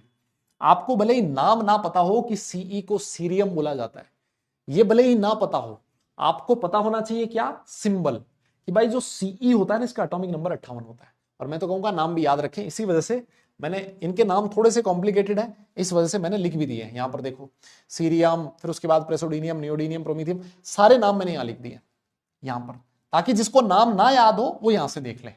ठीक है, आ जाओ। तो कहता है सीने पर नदियां प्रेम की समाई, वाह सर। फिर क्या हुआ? यूं यूं गदगद, ओहो, गदगद, गदगद समझते हो? यूं गदगद तब दिल, वाह, गदगद समझते हो? मजा ही आ जाए, मतलब गदगद का मतलब होता है सर, ओ सर, सब मजा ही आ गया, मतलब, है ना। गदगद मतलब मजा ही आ जाना। तो कहता है सीने पर नदियां प्रेम की समाई, यूं गदगद तब दिल, वाह, है ना। बहुत हो गया भाई, सपनों में दुनिया में बहुत जी रहे हो, वापस वापस लौट आओ, और तुम अब लोटो भैया, ल्यूटीशियम लोटो, वापस आओ, सपनों की दुनिया से बाहर निकलो, है ना। अरे सर क्या मतलब, क्या पढ़ा रहे हो आज? ये सीने, सोने नहीं, सीने, सीने पर नदियां प्रेम की समाई, यूं गदगद तब दिल हुआ, और तुम अब लौटो ल्यूटिशियम। है ना, स्टार्ट किया सीरियम से, खत्म किया ल्यूटिशियम पे। वाह सर, मजा आ गया सर, मतलब एकदम गजब। यस, बहुत बढ़िया। आइए एक्टिनोइड्स को भी याद कर लेते हैं सर, है ना, एक्टिनोइड भी याद कर लेते हैं। देखो सबसे पहले कौन आता है, थोरियम, है ना, थोरियम। और सर प्रोटेक्टिनियम, यूरेनियम, फिर उसके बाद नेपच्यूनियम। अब चलता रहेगा, इसी वजह से देखो मैंने नाम लिख रखे हैं यहां, देख लो, thorium, protactinium, uranium, neptunium, plutonium, americium, curium, सारे नाम यहां लिखे हुए। जिसको नाम ना पता हो, जिसको लगता है कि वो भूल जाएगा, कोई दिक्कत नहीं है, सब कुछ यहां लिखा हुआ, आराम से पढ़ लेना, है ना। बस याद रखने का तरीका, सिंबल याद रखने का तरीका, अगर आपको सिंगल पता हो गया ना, टीएच, तो एकदम से याद हो जाएगा, अच्छा अरे ये तो थोरियम है ना। तो सर ये देखो, इसमें ज्यादा मजा नहीं आएगा यार, ज्यादा मजा नहीं आएगा। टीएच से थोड़े थोड़े पापड़, अरे सर क्या मूड ही खराब कर दिया। यूं नापो, अच्छा थोड़े पापड़ यूं नापो, और क्या करें सर, आपको पता है क्या, क्या मैंने पूछा, क्या कहता है, पुराने आम कम बिकेंगे। मैंने कहा बता, ये क्या बकवास कर रहा है तू, यहां कुछ और कह रहा है, यहां कुछ और कह रहा है, यहां कह रहा है थोड़े पापड़ यूं नापो, यहां कह रहा है पुराने आम कम बिकेंगे। कहता सर अभी और रुको, कैफे, कैफे में ऐसे फरमाओ, है ना, फरमाओ, ये एफएम फरमाओ, कैफे में ऐसे फरमाओ, madam, madam, no love, love love love, है ना, लोरेंसियम से लव। मैंने कहा वाह भाई, तू पागल वागल हो गया यार, कोई रिलेशन ही नहीं है एक दूसरे का, फिर भी तू निपटाए जा रहा है। थोड़े पापड़ यूं नापो, पुराने आम कम बिकेंगे, कैफे में ऐसे फरमाओ, मैडम नो लव। अब कहता है सर मतलब ऐसे ही याद है मुझे, तो ऐसे बता दिया। मैंने कहा चल कोई बात नहीं, निपटा लेंगे, ऐसी क्या बात है, इसको भी झेल लेंगे, और तो क्या करें, है ना। तो ये भाई याद रखने का तरीका है, इस तरह से आप लोग याद रख सकते हो। जो डी ब्लॉक एलिमेंट होते हैं ना, उसको आपको ग्रुप वाइज याद करने की जरूरत नहीं होती। अगर आपको वो पीरियड वाइज याद है ना, तो ग्रुप वाइज याद करने की जरूरत नहीं है, क्योंकि पीरियड वाइज याद है तो ग्रुप अपने आप ही पता लगा सकते हो, है ना। तो मैं तो पीरियड वाइज ही याद करना सिखाता हूं, ग्रुप वाइज मेरे हिसाब से याद करने की जरूरत नहीं है। दो तरीके से याद करोगे फिर कहीं कंफ्यूजन होगा, है ना, तो उसको आप लोग छोड़ सकते हो, उसको आप लोग ग्रुप पीरियड वाइज याद करो। और लेंथेनम और ये हो गया ना, इनमें तो हमारे पास कोई ऑप्शन ही नहीं है ना, इनमें तो हमारे पास कोई ऑप्शन ही नहीं है, ठीक है, डन। तो इसमें बस यही याद रखना है यार, है ना, इसमें बस इतनी चीजें ध्यान में रखनी है। और कुछ छोटी छोटी, मैं इसका जनरल इलेक्ट्रॉनिक कॉन्फ़िगरेशन लिख देता हूं, जो भी आपको याद रखना है, डायरेक्ट क्वेश्चन आता है इस पे, है ना, जनरल इलेक्ट्रॉनिक कॉन्फ़िगरेशन पे डायरेक्ट क्वेश्चन आता है भाई।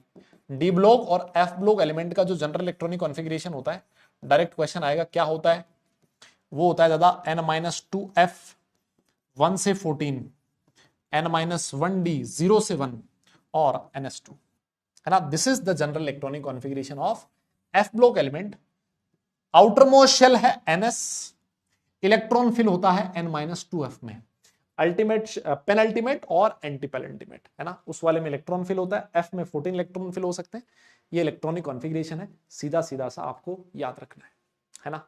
और इनमें भी लगभग सारी की सारी क्या होती है, मेटल्स होती है ना, हैवी मेटल्स होती हैं। ऑब्वियस है, मेटल है तो मेल्टिंग और बॉइलिंग पॉइंट हाई होगा।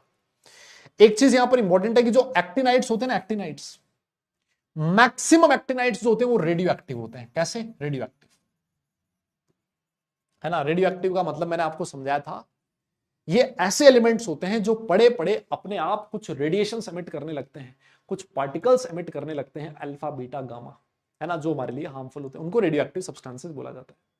और यूरेनियम के बाद वाले जो एलिमेंट्स होते हैं ना, उनको ट्रांस यूरेनियम एलिमेंट, या फिर कुछ जगह पर ट्रांस यूरेनिक लिखा होता है, दोनों में एक ही बात है। यूरेनियम के बाद वाले जितने भी एलिमेंट्स हैं, those elements are known as transuranic element, है ना। ये थोड़ा सा चीज है जो आपको ध्यान में रखनी है। ट्रांस यूरेनिक बोल दो या फिर ट्रांस यूरेनियम बोल दो, एक ही बात है ना। ट्रांस यूरेनिक बोल दो या फिर यूरेनियम बोल दो। देखो यूरेनियम का एटॉमिक नंबर कितना हो जाएगा, देखो ये होता है 90, 90 में 92, है ना। यूरेनियम कितना हो गया 92। तो 92 वाले, 92 के बाद जितने भी एलिमेंट होते हैं ना, उनको क्या बोला जाता है, ट्रांस यूरेनियम एलिमेंट या फिर ट्रांस यूरेनिक एलिमेंट बोला जाता है। बस ये चीज थी जो आपको एफ ब्लॉक एलिमेंट से रिलेटेड ध्यान में रखनी थी, ठीक है ना। तो इसको एक बार के लिए आप लोग फटाफट से निपटा लो, नोट कर लो, ठीक है। इसको आप लोग फटाफट से नोट कर लो, हो गया, ठीक है सर। अब देखो छोटी छोटी सी दो इंफॉर्मेशन है जो मैं आप लोग चाहता हूं याद रखें, है ना। नोट में दो पॉइंट लिखे हुए। पहला क्या पॉइंट लिखा है कि STP standard temperature and pressure समझते हो। अरे सर स्टैंडर्ड टेम्परेचर प्रेशर तो हमने खूब पढ़ा है sir, STP conditions mole concept पढ़ के आए हैं सर। सर मोल कॉन्सेप्ट पढ़ के आए हैं सर, ये हमें सब पता है, ये हमें सब पता है। एसटीपी, एसटीपी क्या होता है? एसटीपी होता है स्टैंडर्ड टेम्परेचर प्रेशर, 0 बार प्रेशर और 1 बार प्रेशर और 0 डिग्री सेल्सियस टेम्परेचर। दो एलिमेंट ऐसे हैं, कौन कौन से? ब्रोमीन और मरकरी, जो कि क्या होते हैं? लिक्विड होते हैं। सिर्फ दो ही एलिमेंट। ये क्वेश्चन पूछा जाता है कि एसटीपी पे बताओ लिक्विड होने वाले कौन एलिमेंट है, तो ब्रोमीन और मरकरी। लेकिन कुछ एलिमेंट ऐसे होते हैं जिनका मेल्टिंग पॉइंट बहुत ही कम होता है और वो रूम टेम्परेचर पे भी लिक्विड की फॉर्म में एग्जिस्ट कर सकते हैं। वो कौन कौन से एलिमेंट होते हैं? सीजियम हो गया, रुबिडियम हो गया, फ्रेंसियम हो गया, गैलियम हो गया। बिकम लिक्विड एट और जस्ट अबव रूम टेम्परेचर, या तो रूम टेम्परेचर पे या फिर थोड़ा सा उससे ज्यादा टेम्परेचर पे लिक्विड फॉर्म में एग्जिस्ट कर सकते हैं, बिकॉज इनका मेल्टिंग पॉइंट बहुत ही कम होता है ना। गर्मियों में अगर आप गैलियम को हाथ पे लोगे ना, ऐसे गैलियम को हाथ पे लोगे ना, तो पिघल जाता है। पिघल इसलिए जाता है क्योंकि उसका जो मेल्टिंग पॉइंट होता है वो 28 डिग्री के लगभग होता है, और गर्मियों में भैया टेम्परेचर यहां 50 पहुंच जाता है सर। बहुत बड़ा लफड़ा है सर, बड़ा बवाल है सर, एसी भी काम नहीं करते सर। तो 28 तो यहां सर्दियों में पहुंच जाता है हमारे, है ना।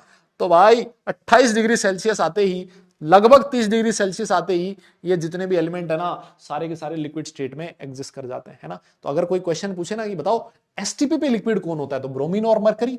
रूम टेम्परेचर पे लिक्विड कौन हो सकता है, तो ये वाले एलिमेंट्स, ठीक है। ये एडिशनल इंफॉर्मेशन है, जो कभी आपसे पूछे तो आप लोग बता देना।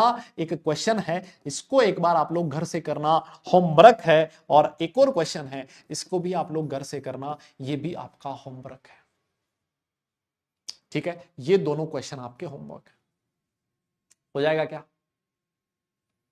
यस हो जाएगा सर, बिल्कुल कर लेंगे। ऐसे क्वेश्चन तो हम ऐसे निपटा देंगे सर। चलिए, अगर हो जाए, अगर हो जाए तो बस आज के लिए इतना ही करेंगे। अगली क्लास में मैं आपको पढ़ाऊंगा मेथड ऑफ प्रिडिक्शन। चलो इसको तो यही कर लेते हैं ना, फिर ये होमवर्क क्यों देना है, यही कर लेते हैं। देखो इसको तो यही कर लेते हैं। Which of the following element is liquid state as room temperature? बताओ रूम टेम्परेचर पे लिक्विड स्टेट में कौन होगा?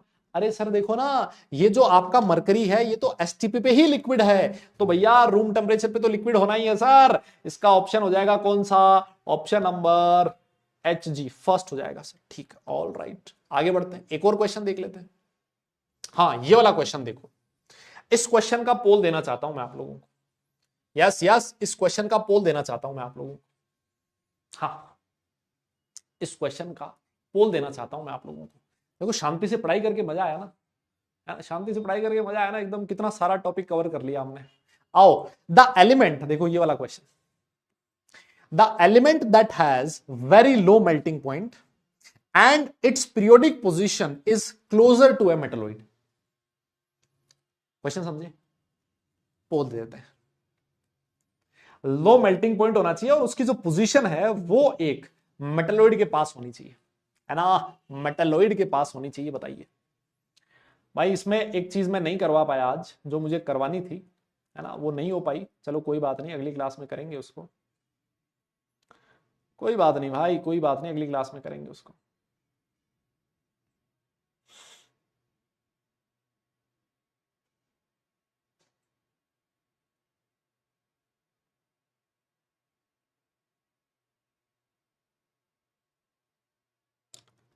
यस यस, हो गया।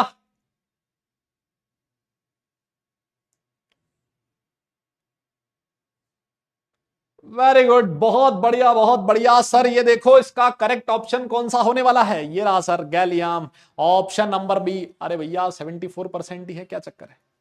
क्यों क्यों भाई, गैलियम नहीं होगा क्या? इसका मेल्टिंग पॉइंट बहुत कम होता है, और ये देखो मेटलॉइड के नजदीक ही तो है।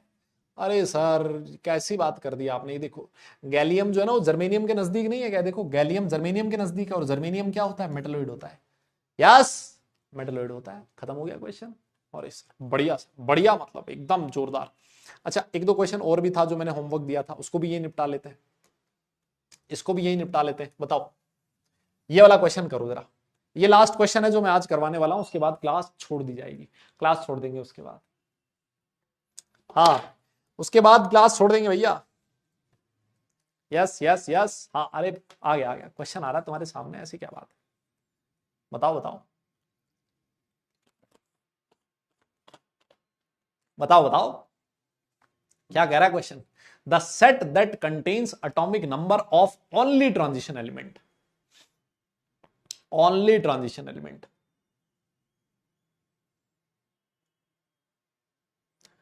हाँ, ओनली ट्रांजिशन एलिमेंट। आओ जी भैया, आओ आओ आओ, पोल दे देते हैं। ये रहा पोल आपकी स्क्रीन पर, बताओ। हाँ, पोल आपको दे देते हैं, पोल आपकी स्क्रीन पर है, बताइए बताइए बताइए। अभी बता गया हूं सब कुछ, सब कुछ पढ़ा गया हूं, है ना। आप ये नहीं बोल सकते सर ये नहीं करवा रखा था, है ना। बताओ बताओ,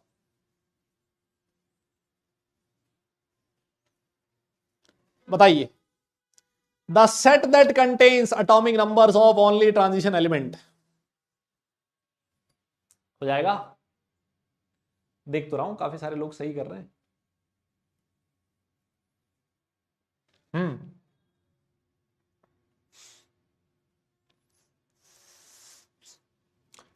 अच्छा सर, लो जी, रिजल्ट देख लेते हैं, रिजल्ट देखते हैं कितने परसेंट बच्चे सही जवाब दे रहे हैं। 77%। और फाइनल लीडर बोर्ड आपकी स्क्रीन पर है, देखिए लीडर बोर्ड आपको दिखा देते हैं। सबसे ऊपर है चंद्रा, निकोलस, फिर उसके बाद सिद्धार्थ, फिर है दिव्यांश, आर्यन, प्रिंस, एक्सेप्शन, वैभव और अंजलि, और फिर उसके बाद है आकाश अली। सबके लिए हो जाए भाई जोरदार तालियां, ये टॉप 10 स्टूडेंट है, बधाई हो सब लोगों को बहुत बहुत। अभी मैंने आपसे कहा था ट्रांजिशन एलिमेंट कहां से कहां तक होते हैं बेटा, है ना। ये तो बताया था कि भाई 3D सीरीज जो होती है वो कहां से कहां तक होती है, z इज इक्वल टू 21 से लेके z इज इक्वल टू 30 तक। अच्छा, 4D कहां से कहां तक होती है, z इज इक्वल टू 39 से लेके z इज इक्वल टू 48 तक।